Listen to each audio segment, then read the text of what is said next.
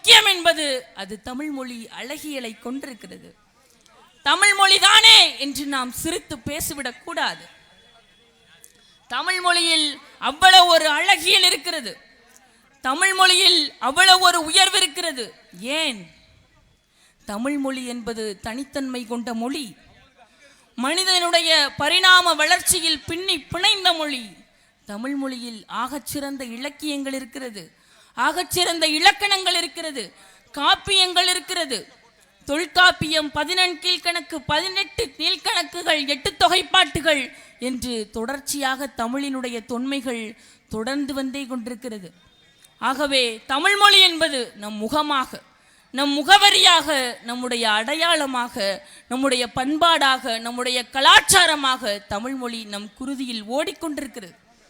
அதனால் தமிழை பார்க்கும் பொழுது ஒன்றிய அரசிற்கு அச்சம் காணுகிறது. இப்படிப்பட்ட மொழியா? தொல்காப்பியம் இருக்கிறதா? உலக பொதுமறையான திருக்குறள் இருக்கிறதா? இலக்கியங்கள் இருக்கிறதா? இலக்கணங்கள் இருக்கிறதா என்று தமிழை பார்த்து ஒன்றிய அரசு அச்சம் கொள்கிறார்கள். அப்படிப்பட்ட தமிழ் மொழிக்காக, அப்படிப்பட்ட தாய்மொழிக்காக,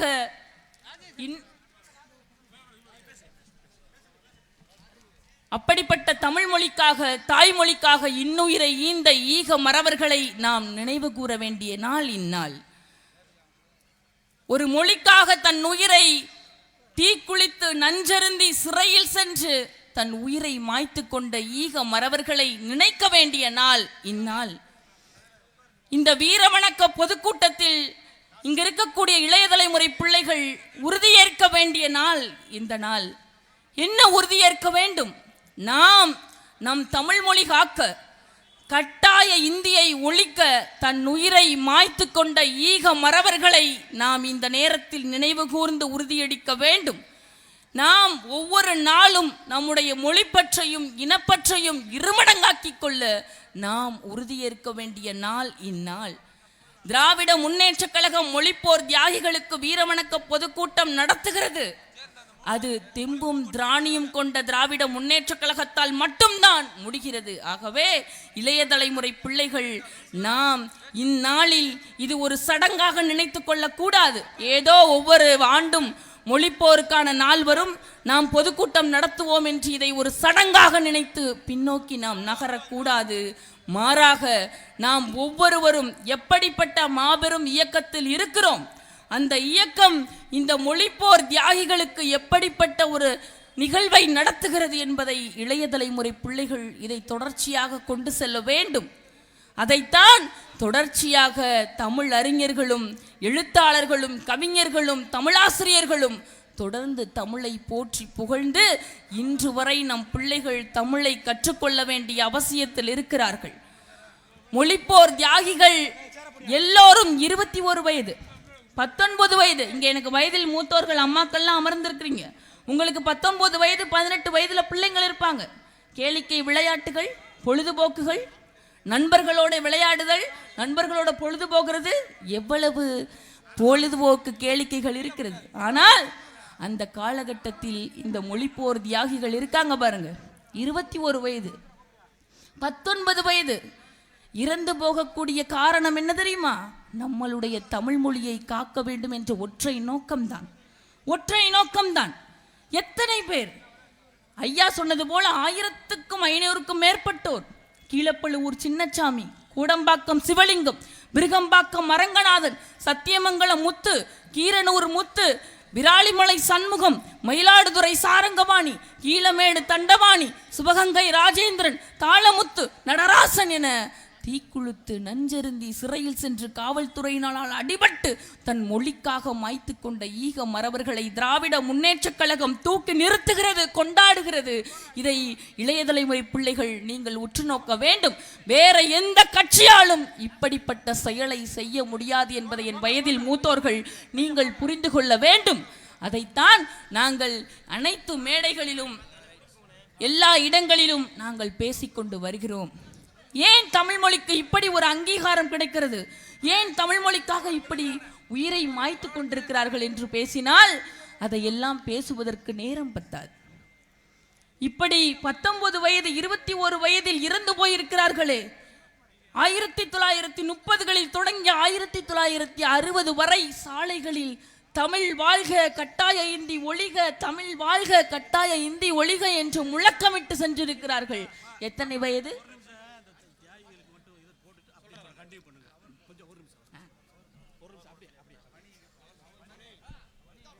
ஹலோ, தற்போது மொழிப்போர் தியாகிகளை கௌரவிக்க இருக்கிறோம். தற்போது நமது ஆற்றல் மிகுந்த மாவட்ட கழகத்தினுடைய செயலாளர் அவர்கள் நமது மொழிப்போர் தியாகியாகிய ஆவே அரவரசன் அவர்களுக்கும் அப்பாஸ் என்ற இளஞ்சிலியன் அவர்களுக்கும் டிசி ராஜாராம் அவர்களுக்கும் பொன்னாடை போத்தி கௌரவிக்கப்படுகிறது.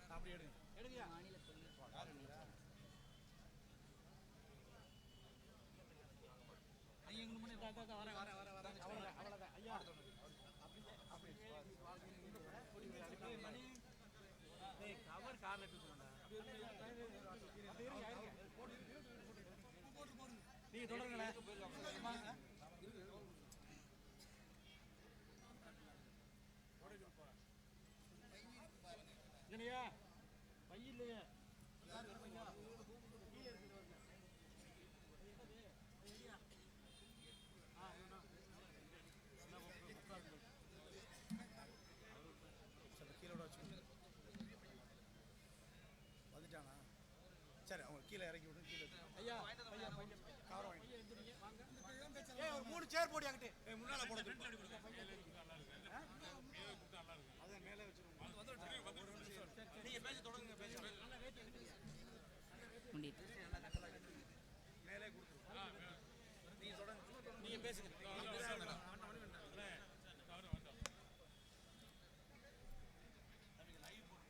ஆகவே இங்கு வந்திருக்கக்கூடிய அனைத்து மக்களுமே எப்படிப்பட்ட கூட்டத்திற்கு நாம் வந்திருக்கிறோம் என்பதில் பெருமை கொள்ள வேண்டும்.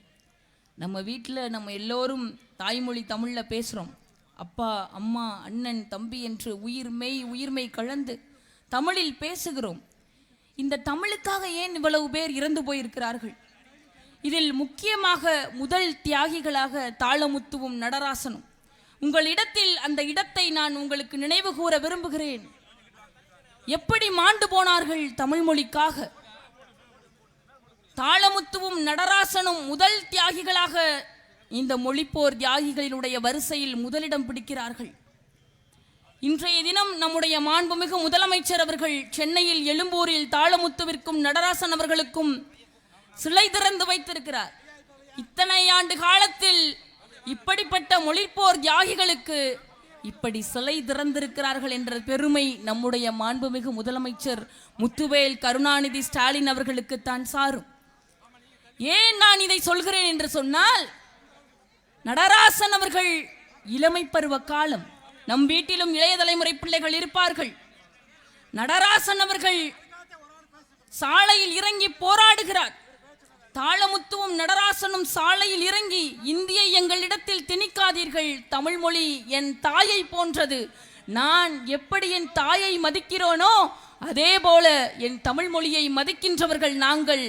தமிழ் மொழி காப்பதற்காக எப்படிப்பட்ட இந்தி மொழியாக இருந்தாலும் அதை திணித்தால் நாங்கள் கிளர்ந்தழுவோம் என்று சொல்லி சாலையில் நடைபயணம் மேற்கொண்டார்கள். என்ன பேசினார்கள்? ஒன்றும் பேசவில்லை. எந்த ஒன்றையும் அவர்கள் செய்யவில்லை. என் தமிழ் மொழி காக்க வேண்டும், கட்டாய இந்தி மொழி ஒழிக வேண்டும் என்று சொல்லி சாலையில் நடைபயணம் மேற்கொள்கிறார்கள்.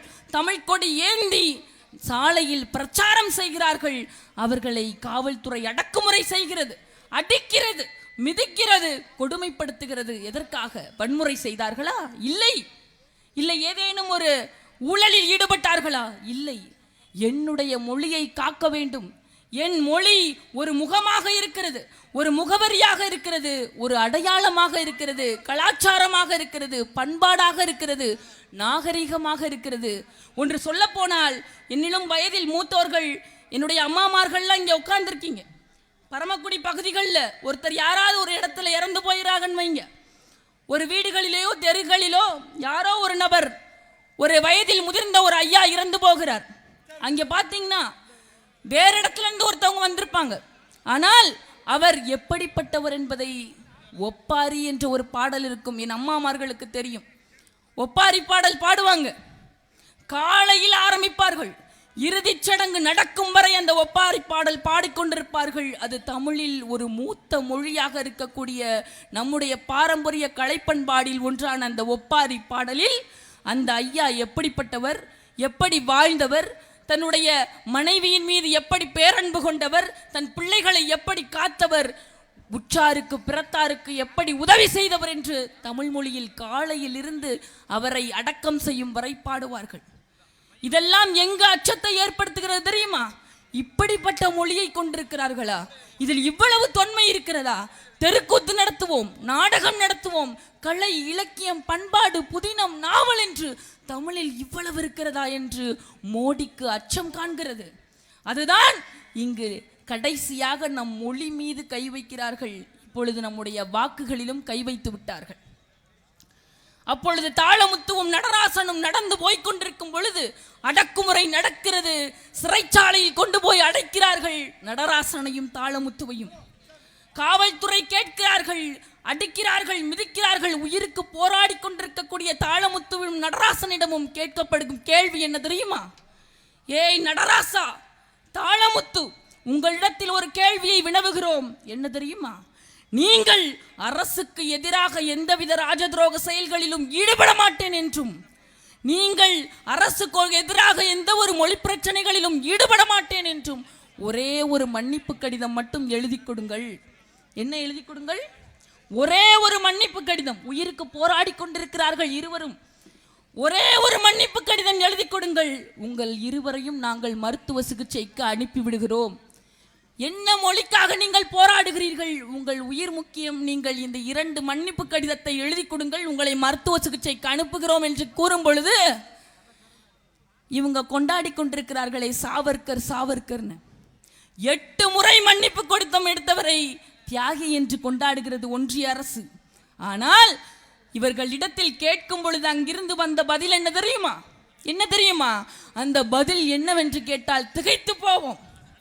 நீங்கள் மன்னிப்பு கடிதம் கேட்டு அந்த மன்னிப்பு கடிதத்தில் நாங்கள் கையெழுத்திட்டால் தான் எங்கள் உயிர் முக்கியம் என்று சொல்கிறீர்கள் என்பதை தவிர, நாங்கள் எங்கள் தமிழ் மொழி காப்பதற்காக எங்கள் உயிர் எங்கள் மயிரிழைக்கு சமம் என்று சொல்லி அந்த இருவரும் இறந்து போனார்கள்.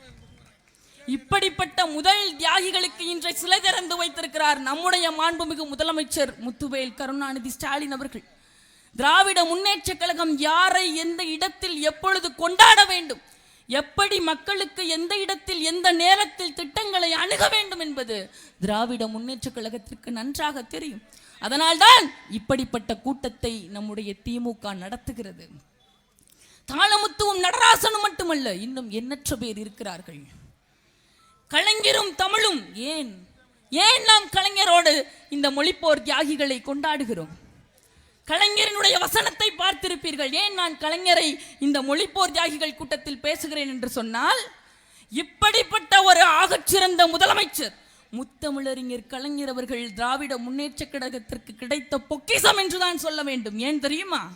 ஒரு முதலமைச்சர் என்பவர் ஒரு தலைவனாக, ஒரு கிரீடமாக பல்வேறு முதலமைச்சர்கள் அமைவார்கள். ஆனால் கவிதை எழுத தெரிந்த, அந்த கவிதையை படைக்க தெரிந்த, ஒரு இலக்கியம் எழுத தெரிந்த, ஒரு வசனம் எழுத தெரிந்த, அந்த வசனத்தை மக்களுக்கு எப்படி படைப்பாற்றல் செய்ய வேண்டும் என்று தெரிந்த மிகப்பெரிய ராஜதந்திரியாக ஒரு ஆகச்சிறந்த முதலமைச்சர் நம் இடத்தில் முதன்மையாக இருந்திருக்கிறார் என்று சொன்னால் அது நம்முடைய கலைஞர் அவர்கள். ஏன் நான் கலைஞரை கொண்டாடுகிறேன் தமிழோடு என்று சொன்னால், கலைஞரினுடைய பூம்புகார் வசனத்தை நீங்கள் பார்த்திருப்பீர்கள். கலைஞர் சொல்லுகிறார், தமிழ் காத்து, தமிழரினுடைய நலன் காத்து, தமிழருக்காகவே வாழ்ந்து. அவர் கூறும் தமிழை பார்க்கும் பொழுது, மனம் கமழும் தமிழே, மனம் கவரும் தாயே, இன்ப மொழியே, இன்ப தமிழே, உயிரான தமிழே, மிக உயிர்வான தாயே, உன்னை போற்றி புகழ்வதின்றி வேறு பணி எனக்கில்லை. அந்த உற்சாக மிகுதியால் தித்திக்கும் தீந்தமிழ் சாரெடுத்து கற்பனை தேன் கலந்து கன்னித்தமிழ் காவியமாம் பூம்புகாரை படைத்திருக்கிறேன் என்று கலைஞரினுடைய வசனங்கள் தமிழில் விளையாடுகிறது. இப்படிப்பட்ட முதலமைச்சர் இருக்கும் பொழுது என்னை போன்ற இளைய தலைமுறை பிள்ளைகள் இல்லையே என்று மனம் திகைக்கிறது. இருந்தாலும் பரவாயில்லை, தாய்க்கு நிகராக பிள்ளை இருக்கும் என்று சொல்வதை போல நம்முடைய முதலமைச்சர் எப்படி கலைஞரவர்கள் தமிழோடு பின்னி பிணைந்திருந்தாரோ அதை விட இன்னும் பல மடங்கு பெரிதாக நம்முடைய முதலமைச்சர் நமக்கு கிடைத்திருக்கிறார். கலைஞரவர்கள் தமிழுக்கு செய்ததென்ன? நம்முடைய தமிழ் செம்மொழி தகுதி தந்து அழகுபடுத்தி பெருமைப்படுத்தியவர். என் அன்பு மக்கள், இங்க எவ்வளவு பேர் உட்கார்ந்து இருக்கிறீங்க? கன்னியாகுமரிக்கு பல பேர் போயிருப்பீங்க. கன்னியாகுமரிக்கு போனா உங்களுக்கு என்ன ஞாபகம் வரும்? விவேகானந்தர் பாறை ஞாபகத்திற்கு வரும். அந்த விவேகானந்தரையும் காவிச்சாயம் பூச நினைத்தார்கள் இந்த ஒன்றிய அரசுகள். ஆனால் அந்த இடத்தில் கலைஞர் அவர்கள் யோசித்தார்கள். பாருங்க, என்ன யோசித்தார் தெரியுமா? நம்முடைய ஆதி தமிழர்கள் வாழ்ந்தது லெமுரியா கண்டம், குமரி கண்டம். கன்னியாகுமரி கடலுக்கு அடியில் அது புதைந்து போய்விட்டது. அந்த இடத்தில் விவேகானந்தர் பாறை அமர்ந்திருக்கிறது. எப்பொழுது கன்னியாகுமரிக்கு போனாலும் அங்கு விவேகானந்தர் பாறை மக்களுக்கு தோன்றுகிறது. ஆனால் இங்கு இருக்கக்கூடிய தமிழினுடைய பெருமை உலகிற்கு தெரிய வேண்டும் என்று சொல்லி 133 அடியில் வள்ளுவர் அமர்ந்த நிலையில் இருக்கக்கூடாது. எப்படி இருக்கக்கூடாது? அமர்ந்த நிலையில் இருக்கக்கூடாது, நின்ற நிலையில்தான் என்னுடைய திருவள்ளுவர் இருக்க வேண்டும் என்று சொல்லி உலக பொதுமறை தந்த வள்ளுவனுக்கு வானுயர சிலை அமைத்து பெருமை தந்தவர் தமிழோடு வாழ்ந்த கலைஞர் அவர்கள். அந்த பெருமையெல்லாம் திராவிட முன்னேற்ற கழகத்திற்குத்தான் சாரும். அதையெல்லாம் நாம் மறந்துவிட்டு போக முடியாது. ஒரு விளையாட்டு வீரனாக கலைஞர் அவர்கள் இருந்திருக்கிறார்கள். ஏன்னா எப்படி மக்களுக்கு நல்லாட்சி தர வேண்டும், எப்படி மக்களுக்கு தொண்டாற்ற வேண்டும் என்று முத்தமிழறிஞர் கலைஞர் அவர்களுக்கு தெரிந்திருக்கிறது.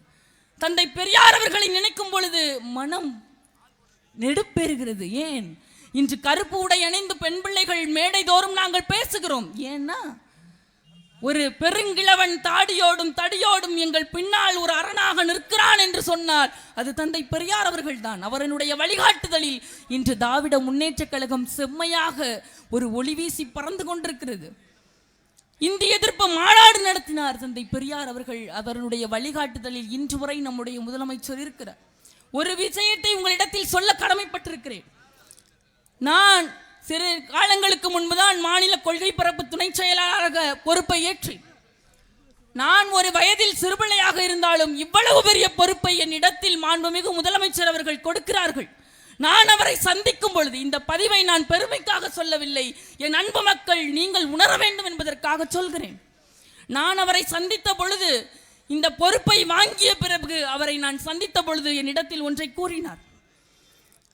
இந்த கழக பணியை மென்மேலும் கொண்டு செல்ல வேண்டும்.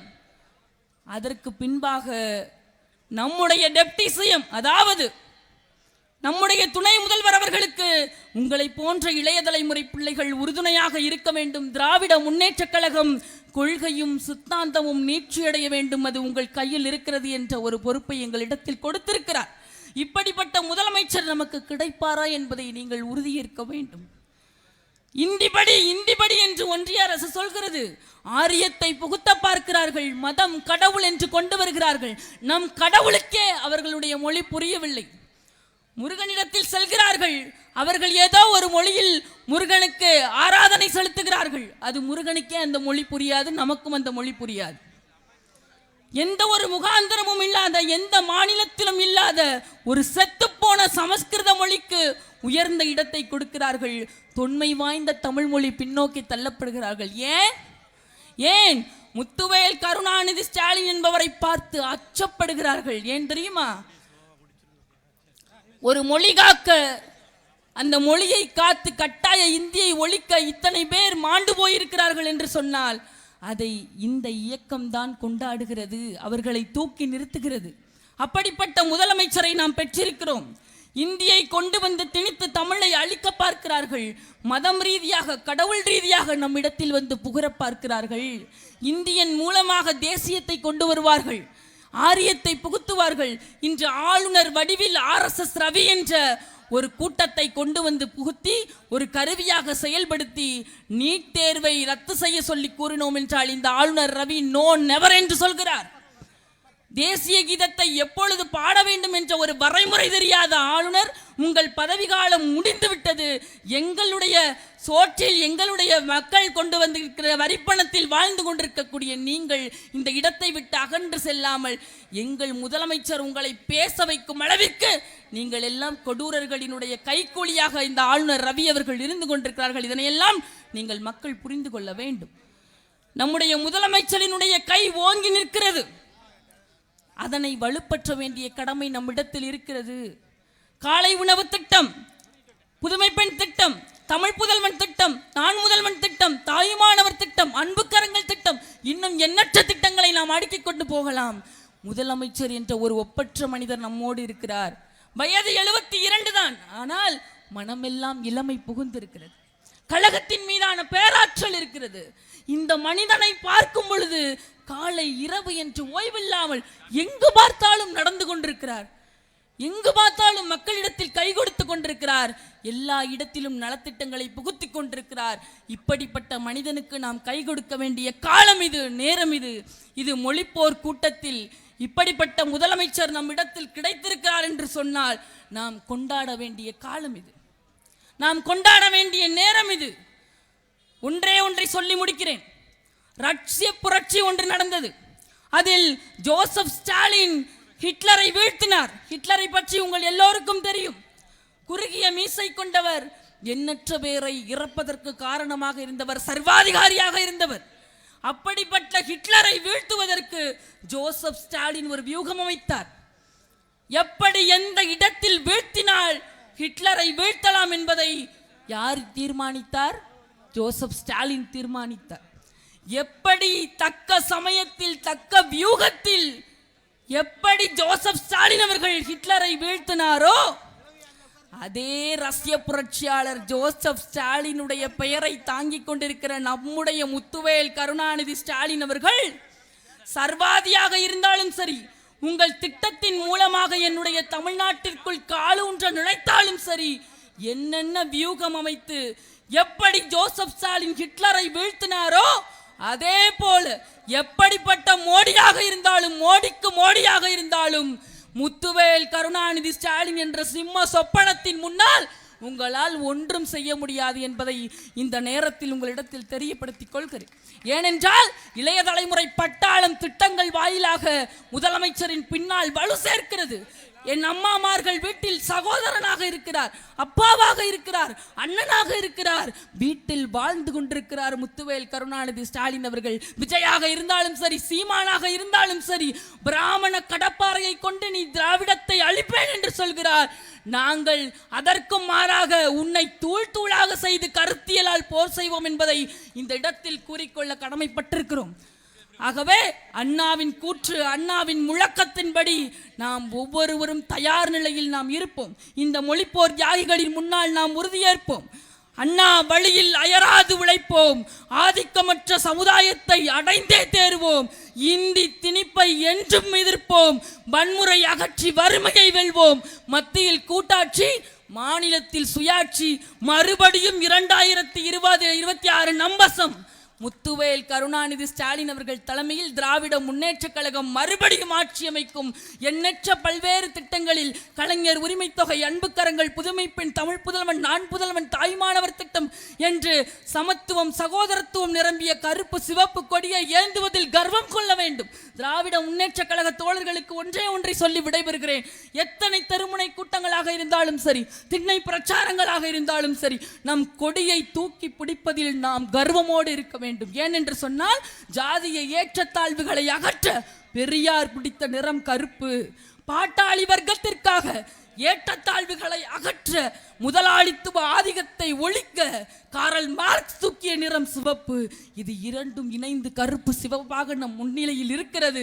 சமத்துவம், சகோதரத்துவம் அனைத்தும் நிரம்பிய கருப்பு சிவப்பு கொடியை ஏந்துவதில் நம் இளைஞர்கள் யாரும் சோர்ந்து போகக்கூடாது.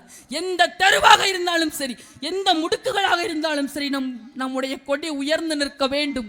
அப்படிப்பட்ட கொடியை நாம் கொண்டிருக்கிறோம். அப்படிப்பட்ட தலைவர்களை தந்தை பெரியார், அறிஞர் அண்ணா, முத்தமிழறிஞர் கலைஞர் வரை நாம் அவர்களுடைய வழிகாட்டுதலோடு செல்ல வேண்டும். வேற எந்த இடத்திலும் கருத்தரங்கங்கள் நடக்காது, கவிஞர்கள் இருக்க மாட்டார்கள், எழுத்தாளர்கள், புரட்சியாளர்கள் என்று பார்த்தால் திராவிட முன்னேற்ற கழகத்தை தாண்டி யாராலும் ஒரு மிகப்பெரிய ஒரு ஆட்சியை கொடுக்க முடியாது. என் அன்பு மக்கள், நீட் தேர்வால் பல பேர் இறந்து போனார்கள். மோடி உங்கள் கண் முன்னால் வர வேண்டும். ஆசிஃபாவினுடைய முகம் உங்களுக்கு வர வேண்டும். ஆகவே முத்துவேல் கருணாநிதி ஸ்டாலின் என்பவருடைய கை ஓங்கி நிற்கிறது. பரமக்குடியில் உள்ள ராமநாத மாவட்டத்தில் இருக்கக்கூடிய அன்பு மக்கள் அந்த ஓங்கி இருக்கக்கூடிய கையை இறுக பற்ற வேண்டிய நாள். நாம் 2026 அவர் மறுபடியும் முதலமைச்சரானார் என்பதை நம்முடைய ராமநாதபுரம் மாவட்ட திமுக முதலமைச்சரிடத்தில் வெற்றியோடு சமர்ப்பிப்போம் என்று கூறி நன்றி கூறி விடைபெறுகிறேன். நன்றி, வணக்கம்.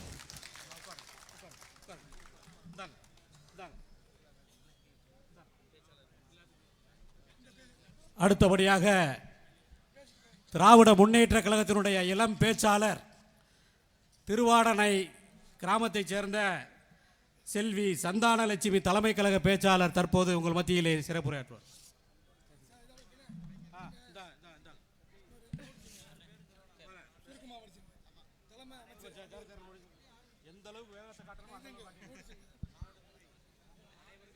மொழிப்போர் தியாகிகளுக்கு நினைவு செலுத்தக்கூடிய ஒரு பொதுக்கூட்டம்.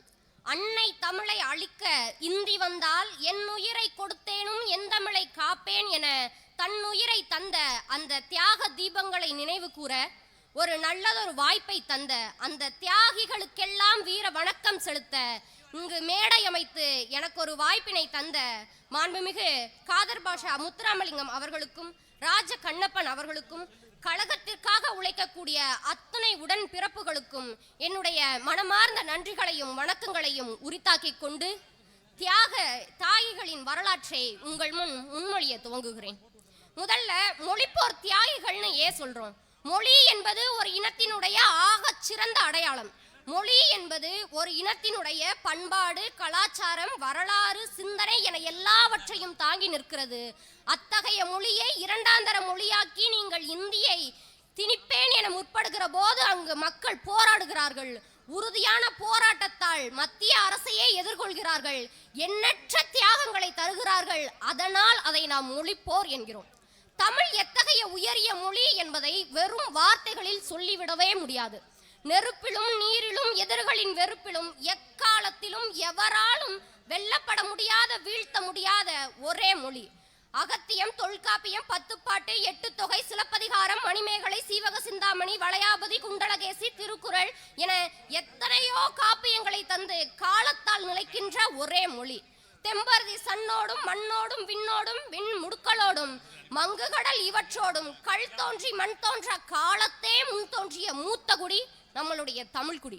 இப்படிப்பட்ட உயர்தர மொழியான தமிழை இரண்டாந்தர மொழியாக்கி இந்தியாவினுடைய ஆட்சி மொழியாகவே இந்திதான் இருக்க வேண்டும் என்ற சூழ்ச்சி வலைகளை வீழ்த்திய போதெல்லாம் தன்னலம் மறந்து தமிழ் காக்க தன்னையே தந்த தியாகிகளை நினைவு கூறுகின்ற நாள் இந்த ஜனவரி 25.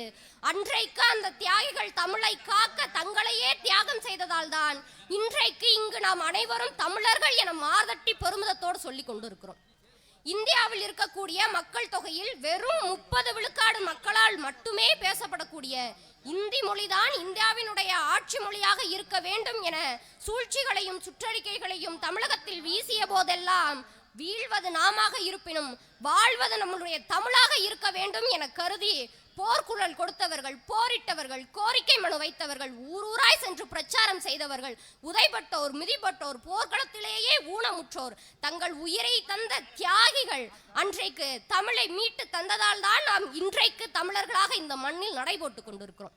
உலகிலேயே இந்த நூற்றாண்டில் கூட பிற மொழி ஆதிக்கத்திலிருந்து தன் மொழியையும் தன் இனத்தையும் பாதுகாத்துக் கொள்ள தொடர்ந்து போராட்டங்களையும் உயிரிழப்புகளையும் சந்தித்துக் கொண்டு இருக்கக்கூடிய ஒரே இனம் நம்முடைய தமிழ் இனம். உலகிலேயே தாய்மொழிக்காக தங்கள் வாழ்வை எல்லாம் அர்ப்பணித்து தங்களையே தியாகம் செய்த ஒரே மொழி தமிழ் மொழி. அந்த பெருமை அனைத்தும் தமிழர்களாகிய நமக்கு சேருகிறது என்று சொன்னால் அன்றைக்கு நமக்காக அத்துணை தமிழர்கள் தங்கள் உயிர்களையே தியாகம் செய்து கொண்டிருக்கிறார்கள் என்பதை நாம் நினைவு கூற வேண்டும்.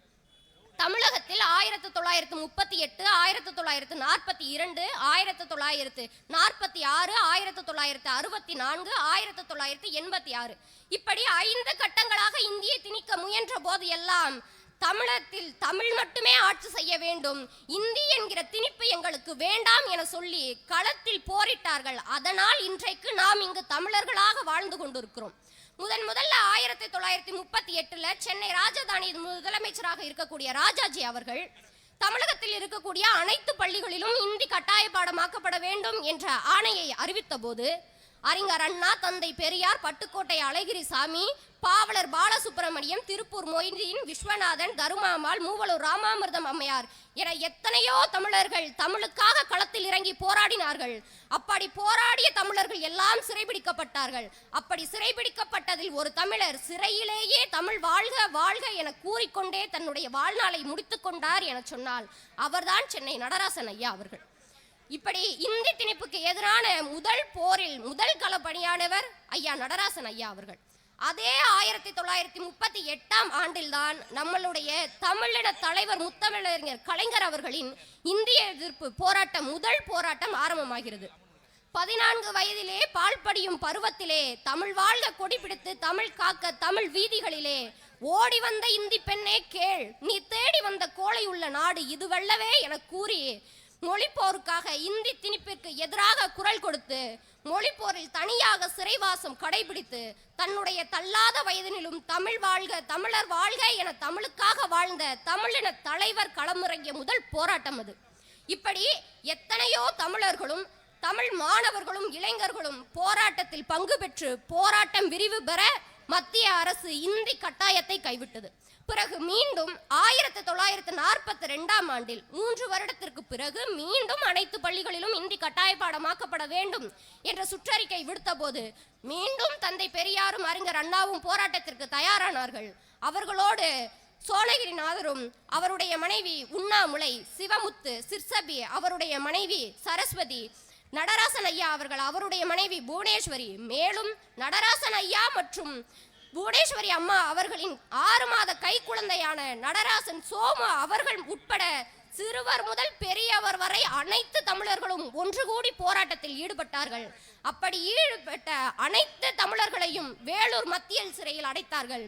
தமிழர்களையும் தமிழுக்காக போராடியவர்களும் சிறையில் அடைபட்ட பிறகு தமிழ் கவிஞர்கள் தமிழுக்கென போராட வீதிகளுக்கு வந்தார்கள். மறைமலை அடிகள், திருவிக, சோமபுர பாரதியார் என எத்தனையோ தமிழ் கவிஞர்கள் வந்து வீதிகளில் தமிழுக்காக போராடி போராட்டம் வெகுவாக நீட்சி பெற மத்திய அரசு மீண்டும் இந்தி திணிப்பு கட்டாயமாக்கப்படுவதை கைவிட்டது. பிறகு 1946 ஆண்டு கல்வி அமைச்சரின் ஆணையிலும் முதலமைச்சரின் உத்தரவிலும் அனைத்து பள்ளிகளிலும் இந்தி கட்டாய பாடமாக்கப்பட வேண்டும் என்ற அறிக்கை வந்த பிறகு நம்மளுடைய முத்தமிழ் அறிஞர் கலைஞர் அவர்களின் தலைமையில் தமிழகத்தில் இருக்கக்கூடிய மூளை முடுக்குகளில் எல்லாம் மாணவர்களின் மத்தியில் சட்ட எரிப்பு போராட்டம் நடைபெற்றது. ஐயா நடராசன் ஐயா அவர்களை தொடர்ந்து தாளமுத்து, சின்னசாமி, சிவலிங்கம், அரங்கநாதன், ராஜேந்திரன், வீரப்பன், சண்முகன், தண்டபாணி, சாரங்கபாணி, கீரனூர் முத்து, சத்தியமங்கல முத்து என எத்தனையோ தமிழர்கள் தங்கள் உயிர்களை தியாகம் செய்து அன்றைக்கு தமிழை மீட்டெடுத்தார்கள். இப்படி தமிழுக்காக போராடி தன் உடலில் தீ வைத்துக் கொண்டவர்கள், தானே நஞ்சுண்டு தமிழ் வாழ்க என கூறியவர்கள், சிறையிலேயே தங்களுடைய வாழ்நாளை முடித்துக்கொண்டு தமிழ் வாழ்க வாழ்க என குரல் கொடுத்தவர்கள், இப்படி தமிழுக்கென தங்களையே தியாகம் செய்து தமிழை மீட்டெடுத்த அந்த தியாகிகளை இன்றைக்கு நாம் மீண்டும் ஒரு முறை நினைவு கூறுவது தமிழர்களாகிய நம்மளுடைய அத்துணை பேரின் கடமை. 1986 ஆண்டு மீண்டும் இந்தியை திணிக்க வேண்டும் என்ற எண்ணத்தில் இந்தி வாரம் என்கிற புதிய பெயரில் இந்தியை திணிக்க முற்பட்ட போது நம்மளுடைய கலைஞர் அவர்கள் ஒரு எச்சரிக்கை குரல் கொடுத்தார். தமிழகம் உறக்கத்தில் இருப்பதாக எண்ணி மத்திய அரசு விபரீத விளையாட்டுகளை விளையாடுமானால் தமிழகம் மீண்டும் ஒரு இந்தி எதிர்ப்பு போருக்கு தயாராகிவிடும் என நான் மத்திய அரசுக்கு உரைக்கிறேன் என எச்சரிக்கை குரல் கொடுத்தவர் கலைஞர். தமிழகத்தில் இருக்கக்கூடிய மக்கள் புதியதாக ஒரு மொழியை கற்றுக்கொள்கிறார்கள், ஆனால் அது அவர்களுடைய விருப்ப மொழியாக இருக்க வேண்டும், திணிப்பு மொழியாக இருக்கக்கூடாது என கூறி அன்றைக்கு தமிழகத்தின் மீது எத்தனை முறை இந்தியை திணித்த போதும் தமிழர்கள் அனைவரும் ஒன்று கூடி, நம்முடைய தலைவர்கள் அனைவரும் ஒன்று கூடி இந்தி பேயை விரட்டினார்கள். கடந்த ஆண்டு மத்திய அரசு நம்முடைய தமிழகத்தின் மீது மும்மொழி கொள்கை என்ற சூழ்ச்சி வலையை விரித்தது. ஆனால் நம்மளுடைய முதல்வர் அவர்கள் அவர்களின் கர்ச்சனை குரலின் எதிர்ப்பொலிப்பாக அனைத்து தமிழகத்தின் தெருக்களிலும் இந்தி திணிப்புக்கு எதிரான பிரச்சார கூட்டத்தை அரங்கேற்றினார். ஒரே ஒரு கேள்விதான் கேட்டோம், இந்தி ஏன் கத்துக்கணும்? இதற்கு மத்திய அரசு கொடுத்த பதில்கள் வெறும் சிறுபிள்ளைத்தனமான பதில்கள். காரணம் என்னன்னா, தமிழகத்தில் இருக்கக்கூடிய இளைஞர்கள் வேலை வாய்ப்பின் காரணமாக வட மாநிலத்திற்கு செல்லும் பொழுது அங்கு அவர்கள் ஒரு ஆட்டோக்காரரிடம் வழி கேட்பதற்கும் பானிபூரி சாப்பிடுவதற்கும் அவங்களுக்கு ஹிந்தி தேவை, கத்துக்கங்க அப்படின்னு சொன்னாங்க. அதற்கு முதல்ல நம்ம வச்ச கேள்வி, வட மாநிலத்தில் இருக்கக்கூடியவர்கள் எல்லாம் தமிழகத்தில் வந்து கட்டட தொழில் போன்ற கூலி தொழில் பார்த்து கொண்டிருக்கும் பொழுது தமிழகத்தில் இருக்கக்கூடிய இளைஞர்கள் எந்த வேலை வாய்ப்பின் காரணமாக வட மாநிலத்திற்கு போகிறார்கள்? அறிஞர் அண்ணா அவர்கள் ஒரு அழகான உவமை சொல்வார். ஒரு பெரிய கதவு, ஒரு சின்ன கதவு, ஒரு பெரிய நாய், ஒரு சின்ன நாய். இந்த சின்ன கதவு அப்படின்றது தேவையில்லாதது. ஏன்னா இந்த சின்ன நாயும் பெரிய கதவின் வழியாகவே செல்ல முடியும். இங்க என்ன விஷயம்னா, பெரிய கதவு அப்படின்றது ஆங்கிலம், சின்ன கதவு அப்படின்றது இந்தி. ஆங்கிலத்தை அறிந்து கொண்டு உலக மொழிகளோடு உரையாடி கொண்டிருக்கும் பொழுது நீங்கள் இந்தியை கற்ற அண்டை மாநிலங்களோடு உருவாட சொல்கிறீர்களே, இது என்ற விதத்தில் நியாயம் என அன்றைக்கு அண்ணா கேட்டார். அதே கேள்வியை நம்முடைய முதல்வர் அவர்கள் மத்திய அரசை எதிர்த்து கேட்டு கடந்த ஆண்டு மும்மொழி கொள்கையை மத்திய அரசால் கைவிடச் செய்து தமிழகத்தையே மீட்டு தந்தவர் நம்முடைய முதல்வர். இப்படி தமிழர்கள் ஆகிய நம்மளை பாதுகாப்பதிலும் தம் இனத்தை பாதுகாக்கவும் தம்முடைய மொழியை பாதுகாப்பதற்காகவும் திராவிட முன்னேற்ற கழகம் எத்தனையோ சவால்களை சந்தித்துக் கொண்டிருக்கிறது. இப்படி தமிழரை பாதுகாக்க, தமிழ் இனத்தை பாதுகாக்க திராவிட முன்னேற்ற கழகம் தன்னால் முயன்ற அத்துணை செயல்களையும் செய்து தமிழையும் தமிழையும் பாதுகாத்து மீண்டும் அவர்களை மீட்டு தந்து தமிழர்களாகவே நம்முடைய மண்ணில் நம்மளை சுதந்திரமாக நடைபோட செய்து கொண்டிருக்கிறது. அப்படிப்பட்ட கழகத்திற்கு நம்முடைய விசுவாசத்தை காட்ட வேண்டும். இன்னும் சிறப்பாக சொல்ல போனேயானால், அன்றைக்கு நடந்த மொழிப்போரில் நமது மொழியை காக்க உயிரிட்ட தியாகிகளை இன்றைய தினம் நினைவு கூர்ந்து அவர்களுக்கான வீர வணக்க நாள் என்ற பெயரில் அவர்களுக்கென ஒரு பொதுக்கூட்டத்தை தந்து அவர்களை மீண்டும் நினைவுபடுத்தி இன்றளவிலும் நம்முடைய தமிழகத்தை தமிழர்களாக நாம் என்ற ஒருபோதும் தமிழகர் என்ற பெயரில் இருந்து மாறிவிடக் கூடாது என்பதை நன்கு அறிந்து நம்மளுடைய திராவிட முன்னேற்ற கழகம் செயல்பட்டு கொண்டிருக்கிறது என்றால் அதை மக்களாகிய நாம் மிகவும் புரிந்து கொள்ள வேண்டும். இப்படி ஒவ்வொரு முறை தமிழகத்திற்கு இந்தி என்ற பெயரில் சூழ்ச்சி வலைகள் வரும்போது எல்லாம் அதனை எதிர்த்து நம்மளுடைய முதல்வர் அவர்கள் கர்ச்சனை குரல் கொடுத்து தமிழகத்தையே மீட்டு தருகிறார் என்றால் அத்தகைய முதல்வரின் ஆட்சி நமக்கு இனிவரும் காலங்களிலும் தேவை என்பதை அறிந்து வருகின்ற 2026ஆம் ஆண்டு நம்மளுடைய மிகப்பெரிய உரிமையான வாக்குரிமையை நம்மளது முதல்வருக்கு செலுத்தி அவரை மீண்டும் ஆட்சி கட்டிலில் அமர்த்துவோம் என கூறி நல்லதொரு வாய்ப்பிற்கு நன்றி கூறி விடைபெறுகிறேன். நன்றி, வணக்கம்.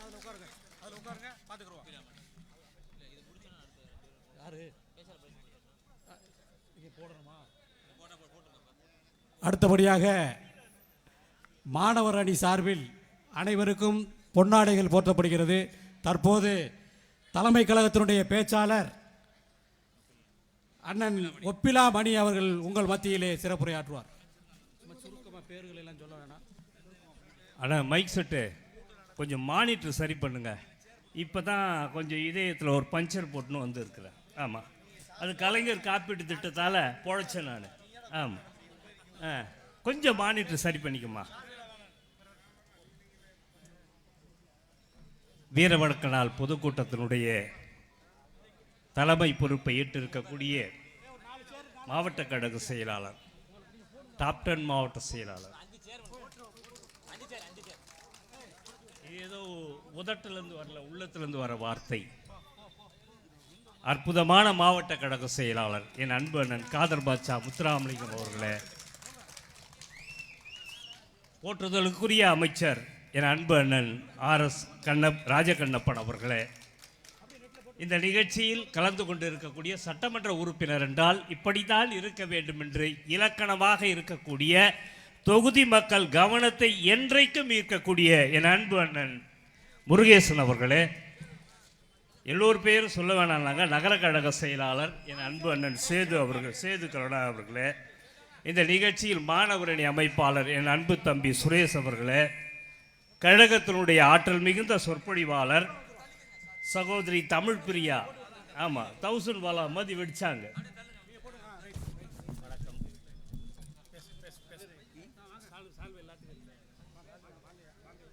என் அன்பு சகோதரி தமிழ் பிரியா அவர்களே, கழகத்தினுடைய இளம் சொற்பொழிவாளர், நாங்கள்லாம் நடுவராக இருந்து தேர்ந்தெடுத்த பிள்ளைங்க. நான் விழுப்புரம் மாவட்டத்துக்கு போனேன். நல்ல சொற்பொழிவாளர், அருமையாக பேசக்கூடிய சந்தான லட்சுமி அவர்களே, இங்கே கூடியிருக்கக்கூடிய அத்துணை பேருக்கும் என்னுடைய பணிவான வணக்கம். அக்கா உங்களுக்கும் தான். நான் எங்களை பார்த்து அக்காங்கிற, நீ என்னவோ குமர மாதிரி. அந்த அக்கா கேட்குது, அந்த ரோஸ் படம் அக்கா கேட்குது, இன்னும் குமர மாதிரி எங்களை பார்த்து அக்காங்கிறன்னு சொல்கிற. ஆமாம், எங்களுடைய பண்பு, எங்களுடைய பண்பாடு, இந்த இயக்கத்தினுடைய பண்பாடு யாரையும் அண்ணா எங்கள் மாவட்ட செயலாளர் அப்படி அரவணைச்சு இந்த பக்கத்தில் இந்த இயக்கத்தை வளர்த்துருக்கிறார். நான் உண்மையிலே பரமக்குடியில் ஒரு 10 வருஷத்துக்கு முன்னாடி பேசினேன். ஆனால் இது மாதிரி கூட்டத்தை நான் இதுவரைக்கும் இந்த பரமக்குடியில் பார்க்கல. இது மாதிரி வீர வடக்கநாள் கூட்டத்தை ஆமாம் பார்க்கும் போது உண்மையிலே சொல்கிறேன், இந்த கூட்டம் அண்ணே கொஞ்சம்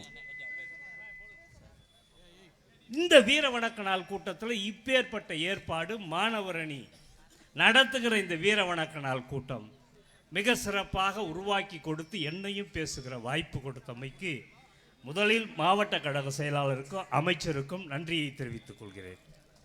இங்கே 2 பேரை பேசினாங்க, 2 சொற்பொழிவாளர்கள். ஆமாம், 2 10 வீலர் போகுது. 2 10 வீலர் மத்தியில் வடிவேல் சொன்னார்ப்பா, இந்த ஸ்கூட்டரில் நடுவில் நான் மாட்டின் முடிக்கிற கதையா. ஆமாம், அது மாதிரி இப்போ நான் நிற்கிறேன். இங்கே பேசும்போது மொழி போராட்ட வரலாற்றை இந்த குழந்தை மிக பிரமாதமாக சொல்லிச்சு. வாழ்த்துக்கள். பராசக்தி படம் பார்த்துருப்பீங்கன்னு நினைக்கிறேன், இன்றைய பராசக்தி. அந்த பராசக்தி ரெட் ஜாயிண்ட் படத்தினுடைய நம்முடைய சின்னவர், அவரை நான் சின்னவன்னு சொல்ல மாட்டேன், அவர் சின்னூரா மாவட்டம், ஒரு கல்லே ஓட விட்டு ஒரு கல்லிலே 40 தொகுதியை மோடியை ஓட விட்டவர். ஆமாம், இருக்கு உனக்கு இன்னும் இருக்கடா ராஜா.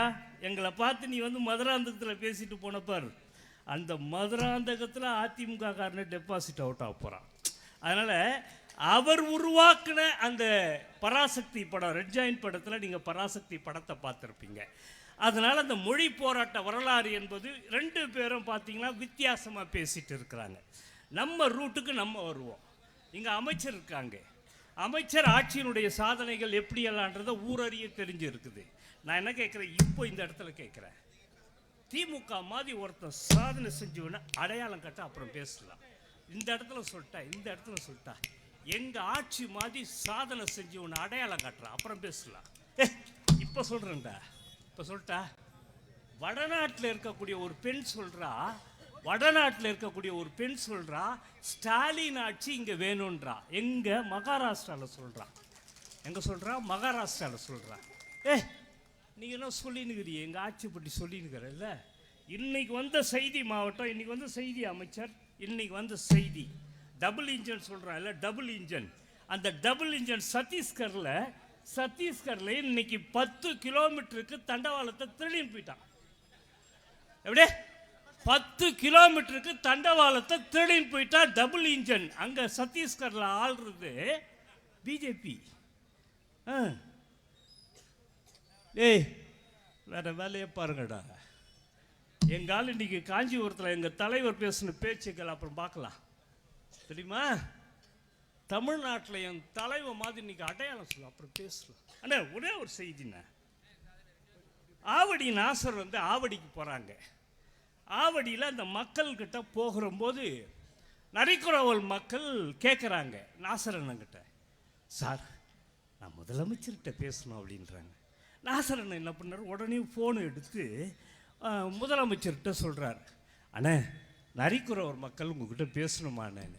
நாசர் நரிக்குறவர் அல்ல, நெறி தவறாதவர்கள். தலைவர் சொல்கிறார், முதலமைச்சர் சொல்கிறார், குடு ஃபோனுன்றார். ஃபோனை வாங்குறாங்க. ஃபோனை வாங்கினதும் அந்த பிள்ளை கேட்குறான், சார் ஸ்டாலின் சார் ரொம்ப அழகாக இருக்கீங்க சார். அதுக்கு தலைவர் சொன்னார், அதுவாம்மா நான் எக்ஸசைஸ் எல்லாம் பண்ணுறேம்மா, அதனால் சார் உண்மையிலே சார் சூப்பராக இருக்கீங்க சார்ச்சு. அதுவாம்மா நான் சைக்கிள் ரைடிங் எல்லாம் போகிறேன், அதனால் உடம்பை பத்திரமா வச்சுங்கிறம்மா அப்படின்னார். சார் எங்கள் ஊருக்கு எங்கள் வீட்டுக்கு வருவீங்களா சார்னு தலைவர் கேட்குறாரு, முதலமைச்சர் கேட்குறாரு. நான் வரேன், நீ என்ன தருவ அப்படின்னார். அதுக்கு அந்த பொண்ணு சொல்கிறா, நான் கறிக்குழம்பு கரிசோறாக்கி போடுறேன்னா. இல்லை கரிசோறாக்கி போடுறியா? அது என்ன நினச்சிக்கிச்சு இவர் எங்கேருந்து வர போகிறார், ஒரு சொல்கிறதோட சரி அப்படின்னு அவங்க நினச்சாங்க. ஆனால் நம்மால் யார் சொல்கிறத தான் செய்வார், செய்கிறத தான் சொல்லக்கூடிய நம்முடைய முதலமைச்சர் சட்டமன்ற நிகழ்ச்சியெல்லாம் முடிச்சுட்டு ஆவடிக்கு போகிறார். ஆவடிக்கு போனதான் நாசரனுங்கிட்ட கேட்குறார், நாசர் அந்த பிள்ளை அன்றைக்கி பேசினால அவங்க வீடு எங்கே நாசர்னார். இங்கே தானே, வாங்க வாங்க போகலாம் அப்படின்னு உள்ளே போகிறார் தலைவர். தலைவர் உள்ளே போகிறாரு. உள்ளே போனதும் அந்த பெண் ஆனந்த கூத்தாடினா பாரு, எங்கள் வீட்டுக்கு ஸ்டாலின் சார் வந்துட்டாங்க, எங்கள் வீட்டுக்கு முதலமைச்சர் வந்துட்டாங்க, எங்கள் வீட்டுக்கு ஸ்டாலின் சார் வந்துட்டாங்கன்னு ஆனந்த கூத்தாடுறான். தலைவர் உள்ளே போனார், முதலமைச்சர் உள்ளே போனார். முதலமைச்சர் உள்ளே போன உடனே தலைவர் கேட்குறாரு, எங்கம்மா கரிசோறாக்கி போடுற நீ எங்கம்மான்னார் தலைவர். உடனே அந்த பொண்ணு என்ன பண்ணா, இட்லியை வச்சு கறி குழம்பை ஊற்றி முதல்வர்கிட்ட கொடுக்குறான். தலைவர் என்ன பண்ணார், அதை பிட்டு தொட்டு சாப்பிட்றார். சாப்பிட்ட உடனே அந்த பொண்ணு கேட்குறா, சொல்லு சார் எப்படி சார் இருந்ததுன்னு கேட்டா. அதுக்கு தலைவர் சொன்னார், கொஞ்சம் உரப்பாக இருந்ததுமான்னார். அதுக்கு மாவட்டம் அந்த பொண்ணு சொன்னா, நாங்கள் உரப்பாக சாப்பிட்டதுனால தான் கொரோனாவே எங்ககிட்ட வரலன்னா. எப்படி உரப்பாக சாப்பிட்டதுனால தான் கொரோனாவே எங்ககிட்ட வரலன்னா. அப்புறம் 2 குழந்தைங்க டியூன்ஸ், அவளுக்கு 2 பெண் பிள்ளைங்க, 2 பெண் பிள்ளைங்க. அந்த பிள்ளைங்க இருந்தது. யாருமான்னார், என் பிள்ளைங்க என்னார். எங்கே படிக்கிறீங்க அப்படின்னார். அந்த பிள்ளை சொன்னிச்சு, கவர்மெண்ட் ஸ்கூலில் படிக்கிறேன்னு. அப்போ நம்ம முதலமைச்சர் சொல்கிறார், ஓ அரசு பள்ளியில் படிக்கிறீங்களா, எத்தனாவது படிக்கிறீங்கன்னாரு. நாங்கள் 6th படிக்கிறோம். நம்ம முதலமைச்சர் சொல்கிறார், ஓ 6வது படிக்கிறியா அப்படின்னார். 6வது படிக்கிறியான்னார். அங்கே தலைவர் சொல்கிறாரு, 6வதுலேருந்து +2 அடிக்கிற பிள்ளைங்களுக்கு 1000 ரூபாய் மாதம் போ.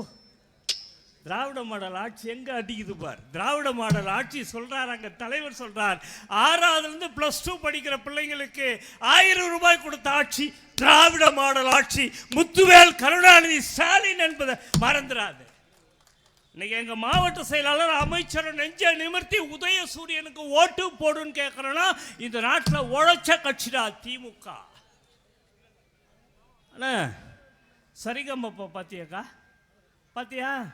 அதில் யோகஸ்டின்னு ஒரு பொண்ணு பாட்டு பாடினாலே. மாவட்டம் கேட்குறாரு, இன்னும் ஒப்பிலாமணி ட்ராக் வேற மாதிரி போகிறாருன்னு நினைக்கிறாரு. இல்லை மாவட்டம், அந்த பொண்ணு யோகஸ்டி ஒரு பாட்டு பாடினா, குறிஞ்சியிலே பூ மலர்ந்து, அந்த அக்கா தலையாட்டுது போர், அவ்வளோ உன்னிப்பாக சரிகம்பப்பா பார்த்துக்குது அக்கா. அந்த பாட்டு பாடுற புள்ள அப்படியே உலகத்தில் இருக்கக்கூடிய அத்தனை பேரை ஈர்த்தா. அந்த குழந்தைய அன்பில் மகேஷ் கரூருக்கு போய் அந்த பிள்ளைய அந்த போட்டிக்கு வரத்துக்கு முன்னாடியே பாராட்டிட்டு வந்துட்டார்ல. அதையும் இப்போ இங்கே சொல்கிறேன்னு சொல்கிறீங்களா?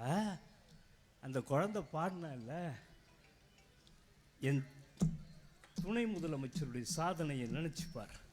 நம்மால் என்ன பண்ணார்த்தம்மா, துணை முதலமைச்சர் அந்த குழந்தை பள்ளிக்கூடத்தில் கலை இலக்கிய பண்பாட்டு விழான்னு ஒன்று நடத்துகிறாங்க, தெரியுமாம்மா? தெரியும்ல? எத்தனை பேருக்கு தெரியும்? மாணவரணி கையில் ஆண்ட்ராய்டு வச்சுக்கிறீங்கல்ல, உமா கொத்துக்கிறீங்களப்பா.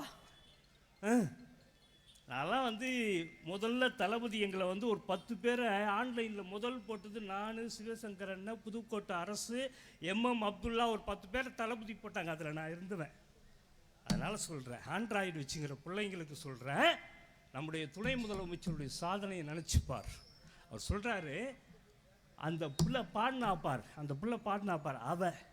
அந்த கலை பண்பாட்டு விழாவில் கோலம் போட்டி போடுறாங்க பார், அதில் முதல் பரிசு வாங்குறவங்க. சிலம்பாட்டம் ஆடுறாங்க பார், அதில் முதல் பரிசு. கட்டுரை போட்டியில் முதல் பரிசு. இதில் அத்தனை பேர் முதல் பரிசு எடுத்தவங்களை நாங்கள் படிக்கும் போதெல்லாம் எங்களை இன்பட் சுற்றுலான்னு சொல்லி வாத்தியார் கூப்பிட்டு போவார்.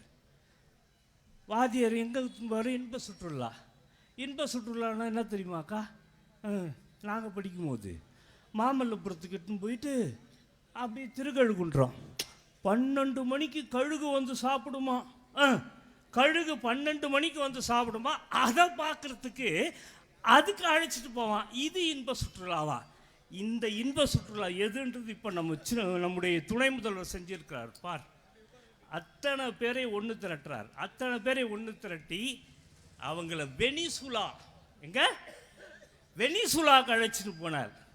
துபாய்க்கு அழைச்சிட்டு போனாங்க. மாணவ மாணவிகளை நீங்களாம் விசில வச்சு நடிச்சுங்கிறான் ஒரு நாய், இந்த அணில் குஞ்சு. வேற மாதிரி இது அமைச்சர் மேடையில் இருக்கிறாரேன்னு பார்க்குறேன். கீழ்ச்சிருவோம் நார்னாரா. மாணவர்களுக்கு எங்க துணை முதலமைச்சர் வெனிசுலாக்கு அனுப்பி வைக்கிறாரா, மலேசியாவுக்கு அனுப்பி, கூட அமைச்சரே அனுப்புகிறாங்க. கூட அமைச்சரே அனுப்பி அவங்களுக்காக இன்ப சுற்றுலா கொடுத்த ஆட்சி இந்த ஆட்சி. தெரியுமா? இன்னொரு விஷயம் தெரியுமா? செஃபியாடு மாமல்லபுரத்தில் நடத்துறாங்க. செஃபியாடு மாமல்லபுரத்தில் நடத்தும் போது இருக்கிறவெல்லாம் கேட்டான், தமிழ்நாட்டு பணத்தெல்லாம் அப்படி செலவு பண்ணுறாங்களேன்னு. எழுதி வச்சுக்கோ. செஃபியாடு அங்கே நடத்துகிறார் துணை முதலமைச்சர். செஃபியாடு நடத்துனதுக்கு அப்புறம் உலகத்தில் இருக்கிறவங்களாம் தமிழ்நாட்டை விடி உயர்த்தி பார்க்குறான். தமிழ்நாடு இவ்வளோ பெரிய நாடா பார்க்குறான் செஃபியாடு நடத்தின பேர். அடுத்து மவுண்ட் ரோட் சென்னை அண்ணா சாலையில் கார் ரேஸ் நடத்துகிறாங்க. நம்ம தலை கூட பாராட்டினார். அஜித் கூட அந்த கார் ரேஸை பாராட்டினார். நல்லா நினச்சி பாருங்க, அங்கே செஃபியாடு இங்கே கார் ரேஸு. இந்த 2 வர நேரத்தில் உலகத்தில் இருக்கக்கூடிய முதலீட்டாளர்லாம் தமிழ்நாட்டுக்கு வரான். அண்ணா எனக்கு கிடைச்ச ஒரு பெரிய பாக்கியம் என்ன தெரியுமாண்ணா? சான் பிரான்சிஸ்கோ ஏர்போர்ட்டில் தளபதி இறங்குறாங்க. என் பையன் சான் பிரான்சிஸ்கோ ஏர்போர்ட்டில் என் பையன் டான்ஸ் ஆடினான், வெல்கம் டான்ஸ் ஆடினான். டிஆர்பி ராஜா சொன்னார், ஒப்பிலாமணி என்னும் பையன்னு சொல்லி. உண்மையிலே என் தலைவன், எங்கள் அம்மா துர்கா அம்மா என் பையனை பிடிச்சி பாராட்டிட்டு சென்னைக்கு வந்தீனவா, கல்யாணத்துக்கு கண்டிப்பாக எனக்கு பத்திரிக்கை வை. இந்த தாய் உள்ள யாருக்கு சார் வரும்? இந்த தாய் உள்ள யாருக்கு சார்? சாதாரணமான பேச்சாளர் சார், நான் சாதாரணமான பேச்சாளர். இவங்க கொடுக்குற காசுல நான் வாழ்க்கையை வளர்த்தவன் சார். இன்னைக்கு 2 புள்ள எங்க இருக்கிறான் தெரியுமா? பெரிய புள்ள அமெரிக்கா சான் பிரான்சிஸ்கோல இருக்கிறான். 8 கம்பெனி நடத்துறான், டான்ஸ் கம்பெனி நடத்துறான். கிட்டத்தட்ட 30 லட்சம் ரூபாய் சம்பாதிக்கிறான். என் சின்ன பையன் லண்டன்ல இன்னைக்கு சிட்டிசனாவே ஆயிட்டான். சாதாரண பேச்சாளர் விட்டு புள்ள ஒருத்தன் அமெரிக்கால, ஒருத்தன் லண்டன்ல. யாரால தெரியுமா? என் தலைவர் கலைஞர் இல்லைனா என் பிள்ளைங்க இல்லடா. தாண்டா ஆட்சி. தெரிஞ்சுக்கோ. நான் இன்னைக்கு கேட்குறேன், இந்த இடத்துல வந்து கேட்குறேன். 4 காலேஜ்ரா ஒரு காலத்தில், 4 காலேஜ். ஆனால் இன்னைக்கு 540 பொறியியல் கல்லூரியை கொண்டு வந்து காட்டினது திமுக ஆட்சி. மறந்துடாது. இன்னைக்கு கூட சொன்னார் தலைவர், இன்னைக்கு கூட காஞ்சிபுரத்தில் சொன்னார், நீ 3000 கோடி இல்லை, 5000 கோடி இல்லை, 10,000 கோடி கொடுத்தா கூட உன் மும்மொழி கொள்கை ஏற்றுக்க மாட்டேன்னார். மும்மொழி கொள்கை ஏற்றுக்க மாட்டேன்னார். அதில் உறுதியாக இருக்கிறாரா என் தலைவர். மதுரையில் திருப்பரங்குன்றத்தில் கொண்டு வந்து நீ ஆடின நாடகத்துக்கெல்லாம் அச்சார்பர் ஆப்பு என் தலைவர். நினச்சானுங்க கோர்ட்டுனா பயந்துருவாங்கன்னு நினச்சானுங்க. ஆர்என் ரவியை ஓட விட்டு இருக்கிறதோ அமைச்சர் உட்காந்துங்கிறார், நான் எம்எல்ஏ உட்காந்துங்கிறாங்க. அவங்களுக்கு தெரியும். பீஸ் ஆகிட்டார் ரவியை. இங்கே ஓட விட்டது கேரளாவில் ஓட விட்டாங்க, கர்நாடகாவில் ஓட விட்டாங்க. என்ன நினச்சிக்கினேன் எங்களை பார்த்து? என்ன நினச்சிக்கினேன்? இந்த சலசலப்புக்கெல்லாம் திமுக அஞ்சாதுப்பா, தெரியுமா? இன்னொன்று கூட சொல்லிட்டா, மாணவர்கள் எல்லாம் ஒரு பையன் செஸ் போட்டியில் குகேஷ் வெற்றி பெற்றான்ல,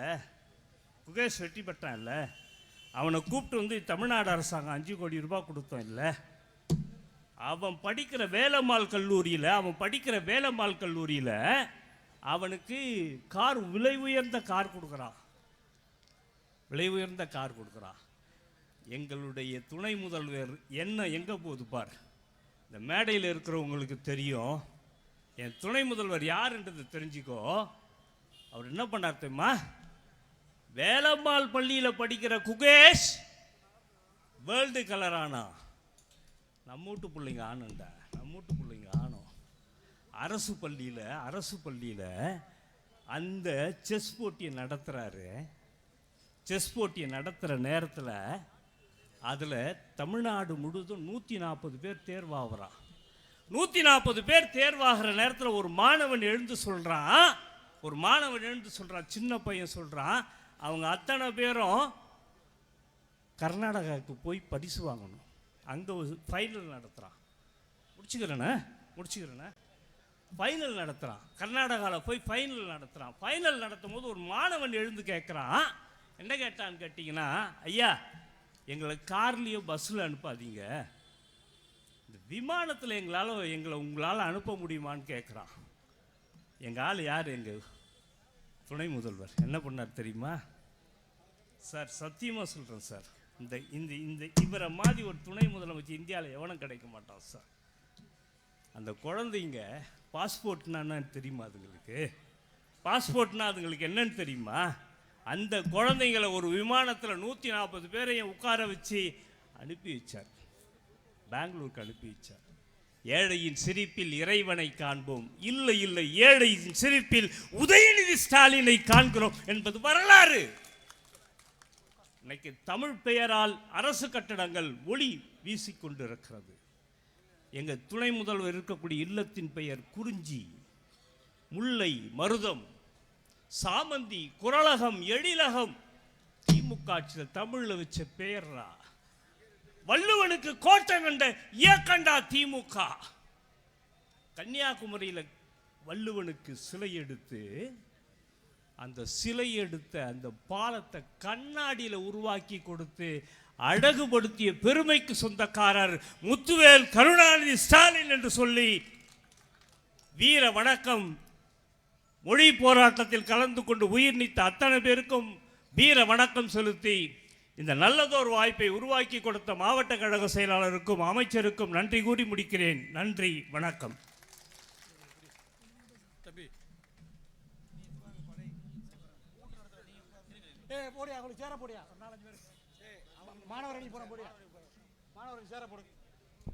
ஹலோ, அடுத்தபடியாக தமிழ்நாடு வனத்துறை மற்றும் காதித்துறையினுடைய அமைச்சர் திரு ராஜகண்ணப்பன் அவர்கள்.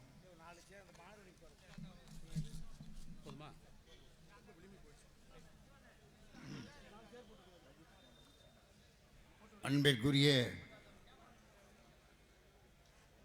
தலைமையேற்றிருக்கின்ற ராமநாதபுரம் மாவட்ட கழக செயலாளர் சட்டமன்ற உறுப்பினர் காதர் பாட்சா முத்துராமலிங்கம் அவர்களே, பரமக்குடி சட்டமன்ற உறுப்பினர் முருகேசன் அவர்களே, முன்னாள் மாவட்ட கழக செயலாளர் திவாகர் அவர்களே, தலைமை கழக பேச்சாளர்கள் தமிழ் பிரியா, ஒப்பிலாமணி, சந்தானலட்சுமி உட்பட நம்முடைய மாநில நிர்வாகிகள் டாக்டர் சுந்தரராஜன், போஸ், ஆனந்த், நாகநாதன் உட்பட முன்னாள் ஊராட்சி மன்ற தலைவர், ஊராட்சி குழு தலைவர் திசைவீரன் உட்பட மாவட்ட மாணவ செயலாளர் ஜெயரேஷ் சுரேஷ்குமார், பரமக்குடி செயலாளர் கருணாநிதி மற்றும் துணை செயலாளர், இன்னொரு நகர செயலாளர் மற்றும் ஒன்றிய நகர பேரூர் கழக செயலாளர்கள், மாவட்ட இளைஞரணி துணை அமைப்பாளர் சம்பத், மாவட்ட இலக்கிய அணி மாவட்ட நிர்வாகிகள், மாணவர் அணியின் நிர்வாகிகள் அனைவருக்கும் நன்றி. ஏன்னா நாளைக்கு காலையில் சுதந்திர குடியரசு தினம் இருக்குது. இந்த கடைசி ஃப்ளைட்டுக்கு போகணும். அதனால் கொஞ்சம் 20 நிமிஷம் பேசிட்டு உங்கள்கிட்ட போகலாம்னு அன்போடு நான் கேட்டுக்கொண்டு இந்த நிகழ்ச்சியை தொகுத்து வழங்கி கொண்டிருக்கின்ற மாவட்ட துணை செயலாளர் கருப்பையா அவர்களே, இங்கே வருகை இருந்திருக்கின்ற அன்பர்களே, நண்பர்களே, அருமை தாய்மார்களே, அன்பிற்குரிய கழக தோழர்களே, வணக்கம், நன்றி. ஒரே ஒரு பாயிண்ட், நம்முடைய தேக்குமர தீயகத்தை தீயாக்கி கொண்ட தீரர்களுக்காக இன்றைக்கு வீர வணக்க நாள் கொண்டாடுவது என்பது வருஷா வருஷம் நடந்தாலும் கூட யாருக்கு பெருமை இருக்கிறது என்பதை நீங்கள் எல்லாரும் தான் கும்பிட்றான். விஜய் கட்சிக்காரன் கும்பிட்றேன், பழனிசாமி கும்பிட்றேன், நம்முடைய பாரதிய ஜனதா கொண்டு வரான்னு தெரியல. அவனுக்கு நாட்டில் இருக்கிறவனுக்கெல்லாம் நம்முடைய கொள்கைக்கும் அவன் கொள்கைக்கும் ஒத்து வராது. நம்முடைய கொள்கை திராவிட இயக்க கொள்கை, சமத்துவம், சகோதரத்துவம், அனைத்து சமுதாய மக்களும் ஒன்றாக வாழ வேண்டும் என்பது நம்முடைய கொள்கை. அவனுடைய கொள்கை என்னென்னா, அவன் இந்துக்கள் மாத்திரம், நாங்கள்லாம் இந்துக்கள் இல்லாமல் தமிழ்நாட்டில் வேற என்ன. ஆகவே இந்துக்கள் என்பது வேறு, தமிழ் இந்துக்கள் இந்துக்கள் இந்துக்கள் இப்படி சொல்லிகிட்டே ஆட்சி நடத்துகிறான். வட மாநிலங்கள் பூரா இப்போ இந்தியாவை பிரிச்சுடுவான் போல இருக்குது. பிரிக்கிறத பார்த்தா தென்னாடு வடநாடுன்னு பிரிஞ்சு போக போல இருக்குது. அந்த காலத்தில் அண்ணா சொன்னார், 1938 இந்த இந்திய எதிர்ப்பு போராட்டம் ஆரம்பிச்சிருச்சு. 1958 நம்முடைய அண்ணா அவர்கள் இந்த போராட்டத்தை முன்னெடுத்தார். அப்போ நம்முடைய கலைஞர் அவர்கள் 1963 நம்முடைய போராட்டத்திற்கு தலைமையேற்று இந்த 63, 64, 65 உங்களுக்கு தெரியும் என்ன நடந்துச்சுன்னு. ஆக இந்த இயக்கத்தினுடைய ஈடுபாடு என்பது இந்திய எதிர்ப்பு போராட்டத்தினுடைய தமிழ் மொழி வளர்ச்சிக்காக மாத்திரமல்ல, அந்நிய மொழியின் ஆதிக்கத்தை எதிர்க்கின்ற ஒரு தமிழ்நாடாக தமிழ்நாடு முதல்வர் நம்முடைய தளபதியார் அவர்களும் நம்முடைய கலைஞர் 55 ஆண்டுகள் அரசியல் ஞானம் பெற்றவர் நம்முடைய தளபதியார் அவர்கள். கலைஞர் எப்போவுமே போராட்ட குணம் படைத்தவர். ஓடி வந்த இந்தி பெண்ணை நம்முடைய சொன்னாங்கல்ல சிந்தாலட்சுமி, தேடி வந்த நாடு இது வெல்லது என்று 14 வயதிலே கொடி பிடித்து கொள்கை முழக்கமிட்டு கையெல்லாம் மீன், சின்னம்னா புலிக்கொடி முதலாம் பிடித்த எல்லாம் பயங்கரமான போராட்டம் நடத்தினவர் கலைஞர். அது 14 வயசு. அப்போ 14 வயசு அரசியலுக்கு வந்து 94 வயது வரைக்கும் 80 ஆண்டு காலம் அரசியலிலே கோலோச்சிய தலைவன் தான் நம்முடைய கலைஞர் அவர்கள். அவரை பாராட்டக்கூடிய விஷயம் நம்முடைய இந்த இந்திய எதிர்ப்பு போராட்டத்தில் வந்து 1938 அண்ணா அவர்கள் என்னமா தேர்ந்தெடுத்தார்னா கலைஞரை தேர்ந்தெடுத்தார். 1953 58 அண்ணா வந்து 63 கலைஞரை தேர்ந்தெடுத்து 63, 64, 65 போராட்டம் ரொம்ப வலுப்பெற்றது. டெல்லியிலேருந்து மிலிட்ரிலாம் வந்தாங்க. அந்த அளவிற்கு போராட்டத்தினுடைய உக்கிரம் மிக தெளிவாக இருந்தது. ஆனால் நம்முடைய கலைஞர் அவர்கள் அதை பற்றி கவலைப்படவில்லை. அவர் கொண்டு பாளையங்கோட்டை ஜெயிலில் தள்ளிட்டாங்க. அங்கே கிடந்தார். பாம்புகளுக்கும் பள்ளிகளுக்கும் புராணங்களுக்கும் நடுவே பாளையங்கோட்டை சிறையிலே வாழ்ந்தவர் கலைஞர். அதை பற்றி கவலைப்படலை. ஆக தமிழ் மொழி வளரணும்னா 127 கோடி கொடுத்தா வளருமா? 2537 கோடி ரூபா சமஸ்கிருதத்துக்கு கொடுக்குறான் மத்திய அரசாங்கம். இப்போ இருக்கிற மோடி 8 தவணை வந்து பார்த்தார். நீ வந்து எம்பி எலெக்ஷனில் ஜெயிச்சியா? அதிகமான 1,06,000 வித்தியாசத்தில் ஜெயித்த நம்முடைய நவாஸ் கனி இப்போ 1,72,000 ஜெயித்தார். வித்தியாசம் என்ன? ஆகவே மோடி வர்றதுக்கெல்லாம் இங்கே வந்து தமிழ்நாடு வந்து கையாட்டுது. ஒரு தவணை வந்ததுனால என்ன ஜெயிச்சு 20,000 பேர் தூங்கிட்டு இருந்துருங்க. அந்த மாநிலத்தில் 5 லட்சம் பேர்லாம் வரல, சும்மா பொய். அவ்வளோ பேர் இங்கே தூங்கிட்டு இருந்துருங்க. ஏன்னா ஒரு ஆளுக்கு 300 ரூபா கொடுத்து கூப்பிட்டு வந்து அங்கேயே சண்டை, யார் பிரிச்சுக்கிறது ரூபாய் கொடுக்கறதுல அப்படிங்கிறது பெண்கள்கிட்ட. இப்படிப்பட்ட ஒரு மோசமான ஒரு ஆட்சி மத்தியில் நடைபெறுகிறது. அதை மத்தியில் அரசாங்கத்தை பேசினா அமைச்சர்கள்லாம் பதவி என்பது தோளில் இருக்கிற துண்டுன்னு சொன்னார் அண்ணா அவர்கள். நாங்கள்லாம் பதவி அது பெருசாக கடத்துறதே இல்லை. 53 வருஷம் ஆச்சு அரசியல் வச்சுக்கு வந்து. பதவி என்பது தோளிலே போட்டிருக்க துண்டு, அது பின்ன தூக்கி எறியலாம். ஆனால் கட்சி என்பது இடுப்பிலே கட்டியிருக்கிற வேஷ்டி போனால் தான் மானம் போகும். துண்டு போனால் என்ன போனால் போயிட்டு போகுது. ஆகவே மரியாதைக்கு தான் ஒருத்தன் கட்சியில் இருக்கானே தவிர மரியாதை குறைவாக நடத்துவோரிடம் கட்சி நடத்துவது முடியாது. அது அடிப்படையிலே தான் நாங்கள்லாம் வந்து வெளியேறினது காரணம். கலைஞரோடு இருந்திருக்கணும், ஆனால் கலைஞரோடு இருக்க முடியலை. சூழ்நிலை அன்னைக்கு வந்து இளைஞர்களாக இருந்தபோது எங்களுக்கு ஒன்றும் தெரியல. அரசியல் என்பது கலைஞர் தான் பண்ணுவார். நான் அவரோட 3 வருஷம் இருந்தேன். 3 வருஷம் பிள்ளை மாதிரி நடத்தினார். கலைஞர் மாதிரி ஒரு அன்பாக இருந்த ஒரு தலைவரை நான் பார்த்தது கிடையாது. மாற்று கட்சி நான் சொல்கிறது, எம்ஜிஆர் வந்து கலைஞர்கிட்ட நீங்கள் எம்ஜிஆர் ஆள்னு நீங்கள் எம்ஜிஆர் எனக்கு வேண்டியவன்ப்பா, 30 வருஷம் நான் வந்து கதை வசனம் எழுதுவேன், அவன் படத்தில் நடிப்பேன், நீ என்ன எம்ஜிஆர் ஆள்னு சொல்கிற? இல்லை நீங்கள் பணம் நீ இந்த வெள்ளிக்கிழமை அன்னைக்கு பதவி ஏற்றுக்க, ஐவேஸ்வரன் ஏற்கிற எடுத்துக்க, போத்தாரவில்லை அப்படின்னு சொல்லி நான் வர்ற கலைஞர். ஆகவே போகும்போது சொல்லிட்டு தான் போனேன், நான் ஒன்று முடியாது, செஞ்சோட்டு கடன் கழிக்கணும் அந்த அம்மாவுக்கு அப்படின்னு சொல்லிட்டு கட்சிக்கு போயிட்டேன். ஏன்னா என்னையை விட்டு போகிறேன்னுட்டார். எங்களுக்கு முன்மையிலே சாப்பிட்றதுக்கு கூட்டிகிட்டு போவார். பாப்பா சாப்பிட போவோம் அப்படின்னு. நான் இப்போ வேலையை சொல்கிறது, நீங்கள் ஒரு இட்லி சாப்பிடுவிய, நாங்கள் வந்து அப்படியா அப்படின்னு சொல்கிறது. நீ நான் சாப்பிடப்பா இன்னும் எவ்வளோ வேணாலும் அப்படின்னாக்கி சிஐடி காலனியில் ரொம்ப அன்பாக பேசுவார். இன்றைக்கும் அவருக்கு நம்முடைய பிறந்த நாளில் போய் அவர் படத்துக்கு முன்னாடி நின்றால் கண்ணீர் வந்துடுது. ஏன்னா அந்த அளவுக்கு ஒரு அன்பாக ஒரு நடத்தின தலைவர் கலைஞர்.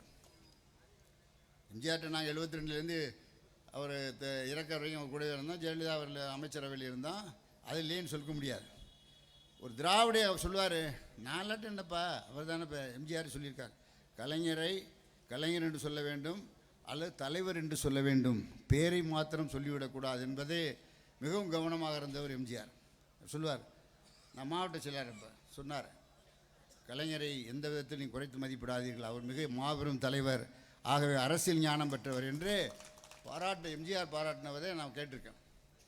அது குழந்தை வேலையை ஒரு தவணை ரோட்டில் இறக்கி விட்டு போயிட்டார், பேரை சொன்னாருங்க சட்டசபையில், முதலமைச்சர் எம்ஜிஆர் இருக்கார். அந்த அளவுக்கு கலைஞர் மேலே மரியாதை வைத்திருந்தவர் நம்முடைய புரட்சித் தலைவர் எம்ஜிஆர். அந்த வயசு தான் இப்போ வந்து எடப்பாடியெல்லாம் நம்ம பின்னாடி போக முடியுமா? ஓபிஎஸ் பாவம் அவர் கதக முடிஞ்சிச்சு, அவர் இல்லை இருந்தவங்கலாம் போகிறவங்களாம் இப்போ அங்கிட்டு இங்கிட்டுமா போயிட்டாங்க. அவர் எங்கேயாவது இப்போ பேசிக்கிட்டு இருக்காரு எங்கிட்ட போகணும்னு. அவன் கட்சியை வாங்க, நீங்கள் வந்து கட்சியில் சேர்க்க மாட்டேன் நான், எடப்பாடி அவன் வந்து ஒரு குரூப் நடத்தணும்னு நினைக்கிறான்.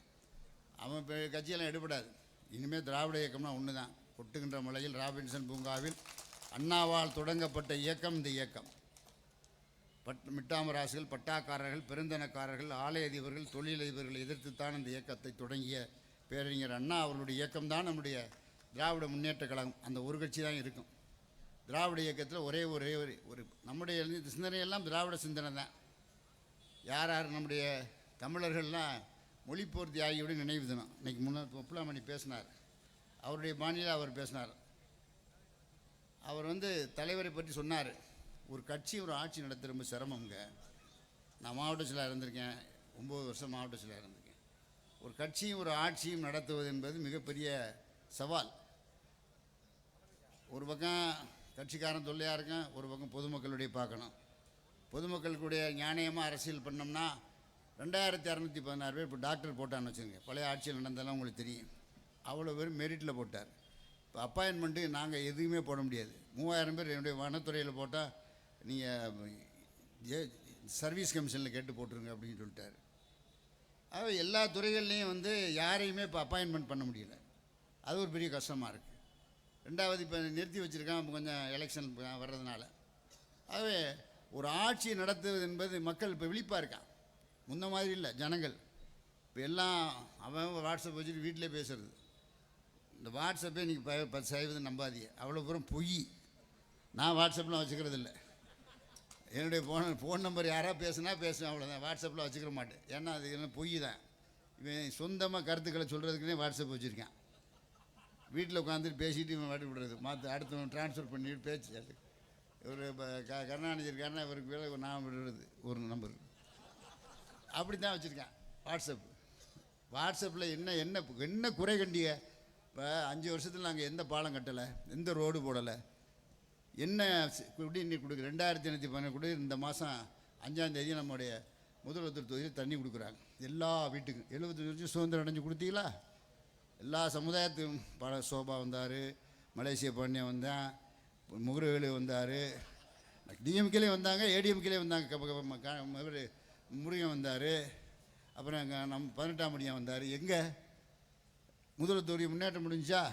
இப்போ எல்லாத்துக்கும் வந்து நாங்கள் முன்னேறுகின்ற முதல்வர் தொகுதி போட்டு இப்போ முதல்ல 43 கோடி ரூபாய்க்கு ஒரு பைபாஸ் போட்டிருக்கு. ஏற்கனவே ஒரு பைபாஸ் போட்டிருக்கோம். நீ அடுத்த வேலை செய்வோம். நீ இடம்னா குடிநீர் கொடுத்தாச்சு. அடுத்து வந்து பாசனத்துக்கு இருக்கிற கால்வாயெல்லாம் சீரமைக்க சொல்லி எல்லாம் வேலை நடந்துக்கிட்டு இருக்குது. அடுத்து வந்து தண்ணி கொடுக்கணும், எல்லா கிராமத்துக்கும் விளையணும், வேலை வாய்ப்பு கொடுக்கணும். 2 வேலையும் அடுத்த வருஷம் செஞ்சிட்டோம்னா முடிஞ்சிச்சு. ஜனங்களுக்கு திருப்தியாக இருப்பான். இருக்கிற காலத்தில் ஆட்சிக்காக வந்த கட்சி அல்ல திராவிட முன்னேற்ற கழகம், அதை மாத்திரம் நினச்சிக்கணும். நாங்கள் 65 மாணவராக இருக்கும்போது போராட்டம் நடத்திட்டு நம்முடைய அண்ணா முதலமைச்சராக 67 வர்றார். அப்போ போய் சிவகங்கையில் நீங்கள் எழுச்சி நாள் கூட்டம் பேசணும்னு கேட்குறான். அப்போ கலைஞர் வந்து பொதுப்பணித்துறை அமைச்சர். ஒரு 8 பேர் வந்து உங்கள் மாதவன் தானப்பா அமைச்சராக இருக்காருன்னு கேட்டார். ஆமாண்ணா. ஏன்னா எங்கள் அப்பா காங்கிரஸ் மாவட்ட தலைவர்.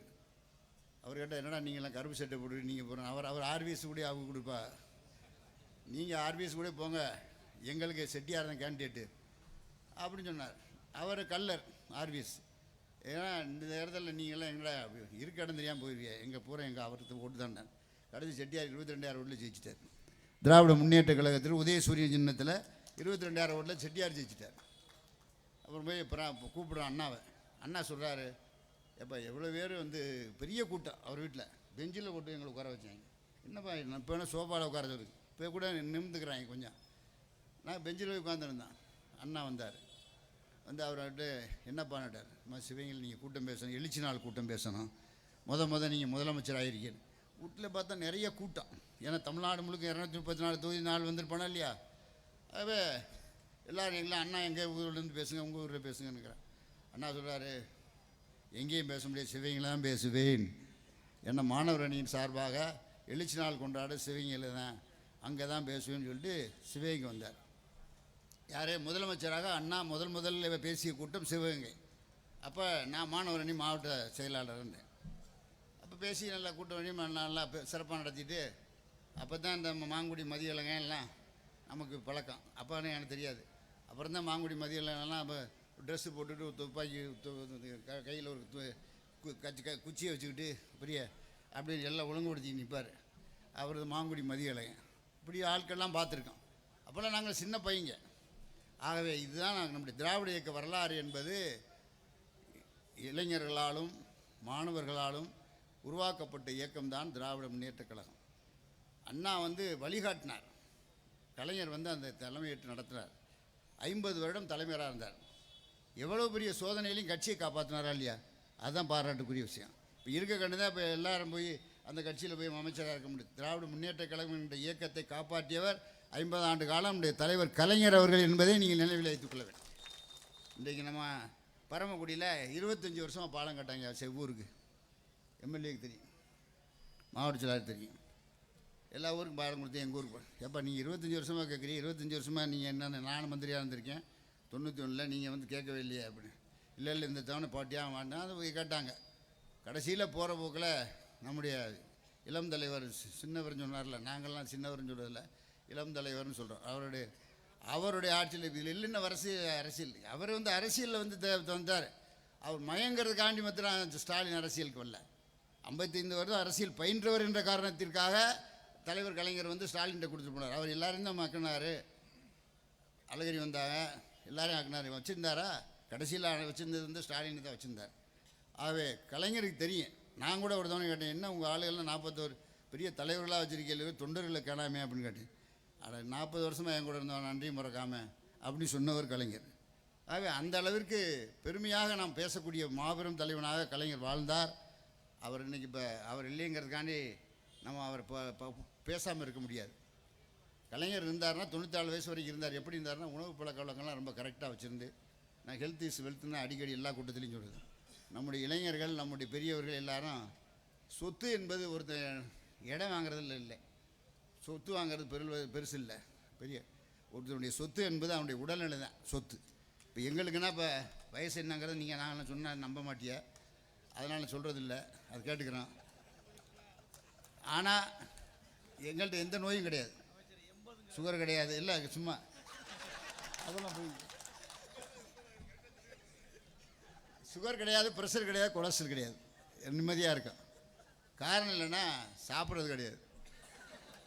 சாப்பிட்ற இடத்துல நீங்கள் எல்லாம் கொஞ்சம் பழக்க வழக்கத்தை நல்ல வழக்கம் வச்சுக்கிறோம்னு தான் என்னுடைய வேண்டுகோள்.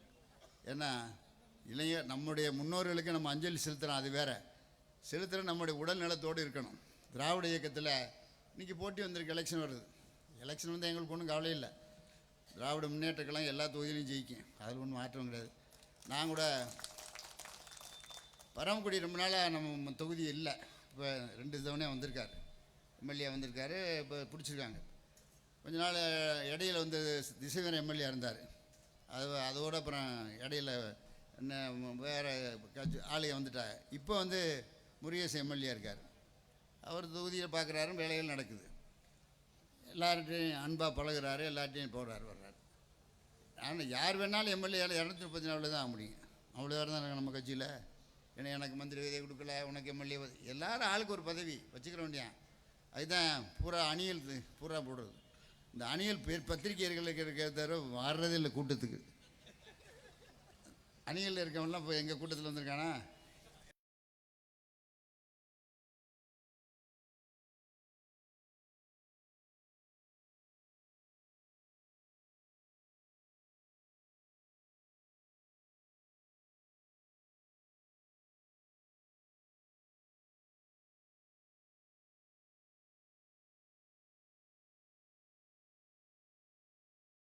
இப்போ மகளிர் வந்து 1000 ரூபா கொடுத்தாரு தலைவர். சரி, இன்னும் ஒரு 24,000 பேருக்கு நம்ம இது கொடுக்க வேண்டியிருக்கு. 52,000 பேருக்கு ஒரு 28,000 பேருக்கு வாங்கி கொடுத்துட்டோம். இன்னொரு 24 பேருக்கு எப்படி வாங்கி கொடுத்துருவோம்.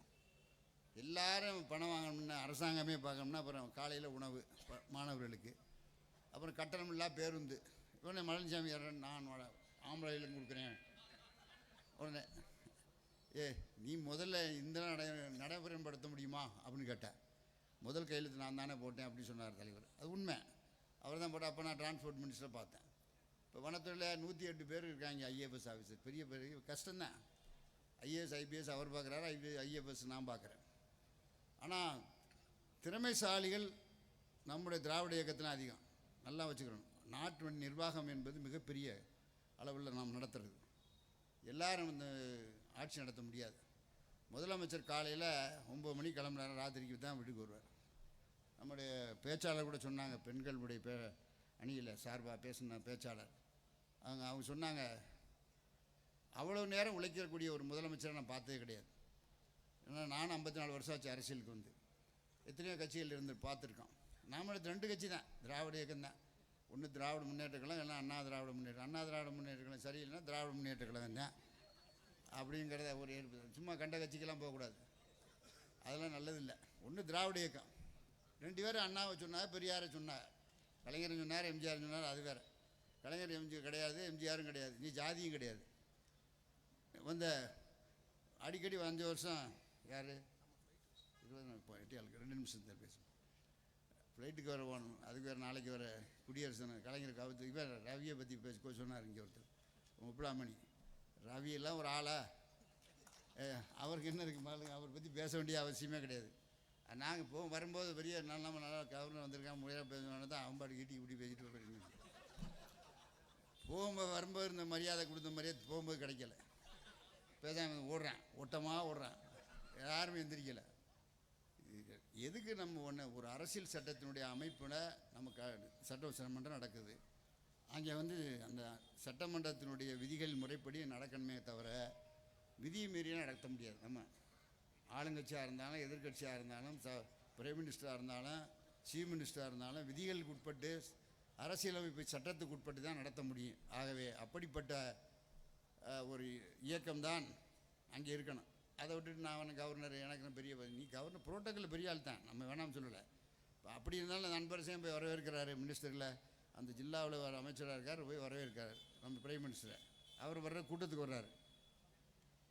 பிரைம் மினிஸ்டர் 8 தவணை வந்தார். என்ன பண்ணார்? எம்பி எலெக்ஷனில் எந்த தொகுதியை ஜெயித்தார்? கோயம்புத்தூர் முதற்கொண்டு இப்படி தான் போனார். உள்ளாட்சி தேர்தலில் பூரா நம்ம தான் ஜெயித்தோம். நம்ம பூரா வந்த எலெக்ஷன் பூரா. இப்போ நான் கூட இந்த சேர்மன் எலெக்ஷன் வந்து ஒரு கொஞ்சம் பஞ்சாயத்துக்கு ஒரு 23 24 பஞ்சாயத்து. அப்போ அரக்கோணம் போயிருந்தேன். அரக்கோணத்தில் நம்ம கட்சி கிடையாது. ஐயா கட்சியும் நம்ம அதிமுக விடுதலை எடுத்துக்கு நம்ம கொஞ்சம் விடுதலை சிறுத்தைகளை நான் அப்புறம் கூட்டி இணைச்சி இப்போ 2 சேர்மனை, ஒன்றில் வன்னியர், இன்னொரு முதலியார், அவர் ஒன்றிய செயலாளருடைய மனைவி. இப்போ அரக்கோணம் நம்ம ஜெயிக்க போகிறோம். எல்லா தொகுதியிலையும் திராவிட இயக்கம்தான் ஆட்சிக்கு வரும். இப்போ பிஜேபியில் மிரட்டுறான்னு சொல்லி ஓடுறான் பழனிசாமி. எதுக்காக என்ன ஓடுறேன்? அமித்ஷா நாங்கள் ஆட்சி அமைப்பு எந்த வச்சு ஆட்சி செட்டியாரை தான் நீ அமைக்கலாம், ஆட்சி அமைக்கவே முடியாது. என்ன செட்டியார் வேணால் கூட்டு. இங்கே நம்ம பரமக்குடியில் ஒன்று பாதுகாப்பான இயக்கம் திராவிட முன்னேற்றம். நான் அருமையான நண்பர்களுக்கு, நம்முடைய சர்வராச நண்பர்கள், நம்முடைய செட்டியார் நண்பர்கள்லாம் சொல்லிக்கொள்வேன், உங்களுக்கு பாதுகாப்பான இயக்கம் திராவிட முன்னேற்ற கழகம்தான் பாதுகாப்பான இயக்கம். அது நீங்கள் மறந்துடாதீங்க. இங்கே கட்சியை வேறு, அது வேறு. நான் இங்கே பொன்பாலகனது என்னமோ பேசினாராம். அவரெல்லாம் பேசிட்டு போகிறார், பொண்ணு என்னத்தையே பேசிட்டு போகிறார். பிஜேபிக்காரன் பேசிட்டு போகிறான், அதிமுக காரணத்தில் பேசிட்டு போகிறான். அவன் கட்சிக்கு எலெக்ஷன் நிற்கிறவன், அதை பற்றிலாம் கவலைப்படக்கூடாது. நாங்கள் கவலைப்படுறதெல்லாம் இந்த மக்களும் இந்த இந்த தமிழ்நாடு நல்லா இருக்கணும், நம்முடைய தளபதிக்கு அவ்வளோதான். நம்முடைய இருக்கிற காலம் வரை இந்த ஆட்சியை சிறப்பாக கொண்டு செய்ய வேண்டும். எல்லா பாலமும் கட்டியிருக்கோம், எல்லா ரோடும் போட்டிருக்கோம், மறந்துடாதீங்க. நீ கேட்குறதெல்லாம் நடக்குது. பஸ்ஸு எத்தனை பஸ்ஸு விட்டுருக்கோம் எண்ணி பார்க்கணும். எல்லா தொகுதிகள்லையும் நல்லபடியாக நடந்துக்கிட்டு இருக்கு. எல்லா 2818 கோடி உடனே விளங்கிய தலைவர் ராமநாதபுரம் மாவட்டத்துக்கு நம்முடைய தளபதி அவர்கள் என்பதை குடிநீருக்கு 4 தொகுதியும் கொடுத்தார். ஒரு தொகுதியும் மாத்திரம் இல்லை, 4 தொகுதியும் கொடுத்தார். அப்படிப்பட்ட தலைவர்.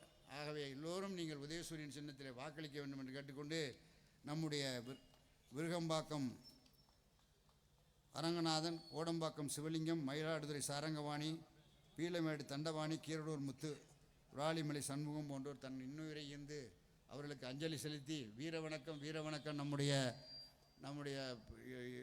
இறந்த நம்முடைய இளைஞர்களுக்கு பெரியவர்களுக்கு எல்லோருக்கும் வணக்கம் செலுத்தி இப்போ 2 தாளமுத்து நடராஜ் சிலைய தலைவர் இன்னைக்கு திறந்து வச்சு இன்றைக்கி வீர வணக்க நாள் பேசியிருக்கார். மெட்ராஸ் சிலை வைக்கல, இமானுவேல் சேரனுக்கு சிலை வச்சு யாருக்கும் வித்தியாசம் கிடையாது. தேவருக்கு 2 மண்டபம் கட்டினா இப்போ கல்யாண மண்டபம் கட்ட போகிறோம்.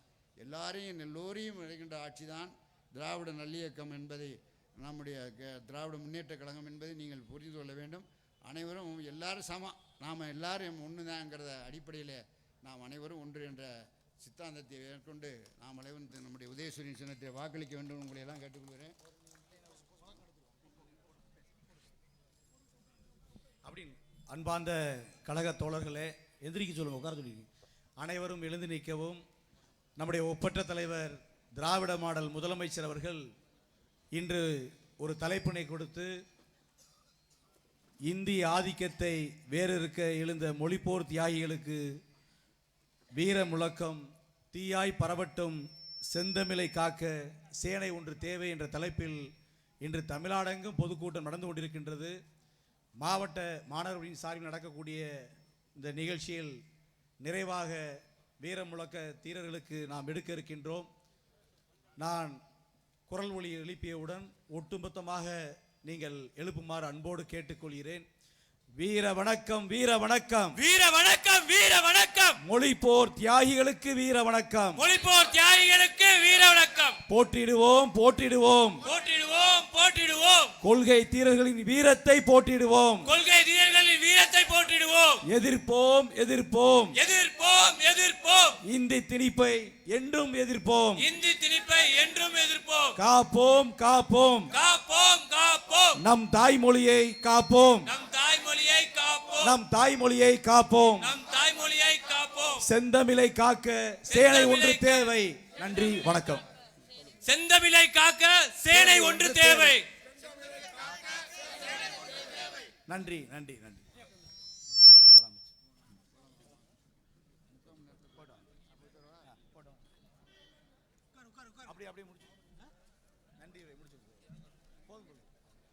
அடுத்தபடியாக நன்றியுரை முடிஞ்சு நகர்மன்ற தலைவர் நகர்கழக செயலாளர் திரு சேது கருணாநிதி அவர்.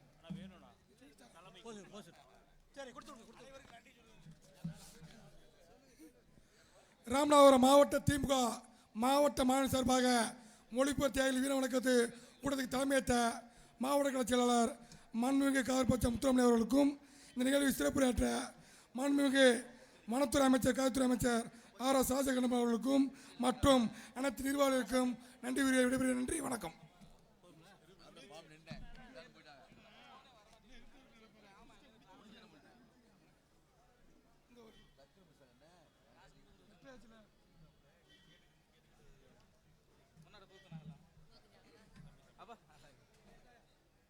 சாதாரணமா வரலடா திமுக காரன். திமுக காரன்னா சாதாரண நினைக்காத நீ. முதல்ல இங்க இருக்கிற உடம்பிறப்புக்கெல்லாம் நான் சொல்றேன்.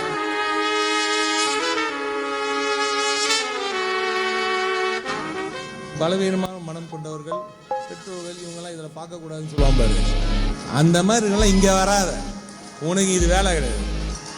புரியுதா? இங்க இருந்தா இறங்கி அடி.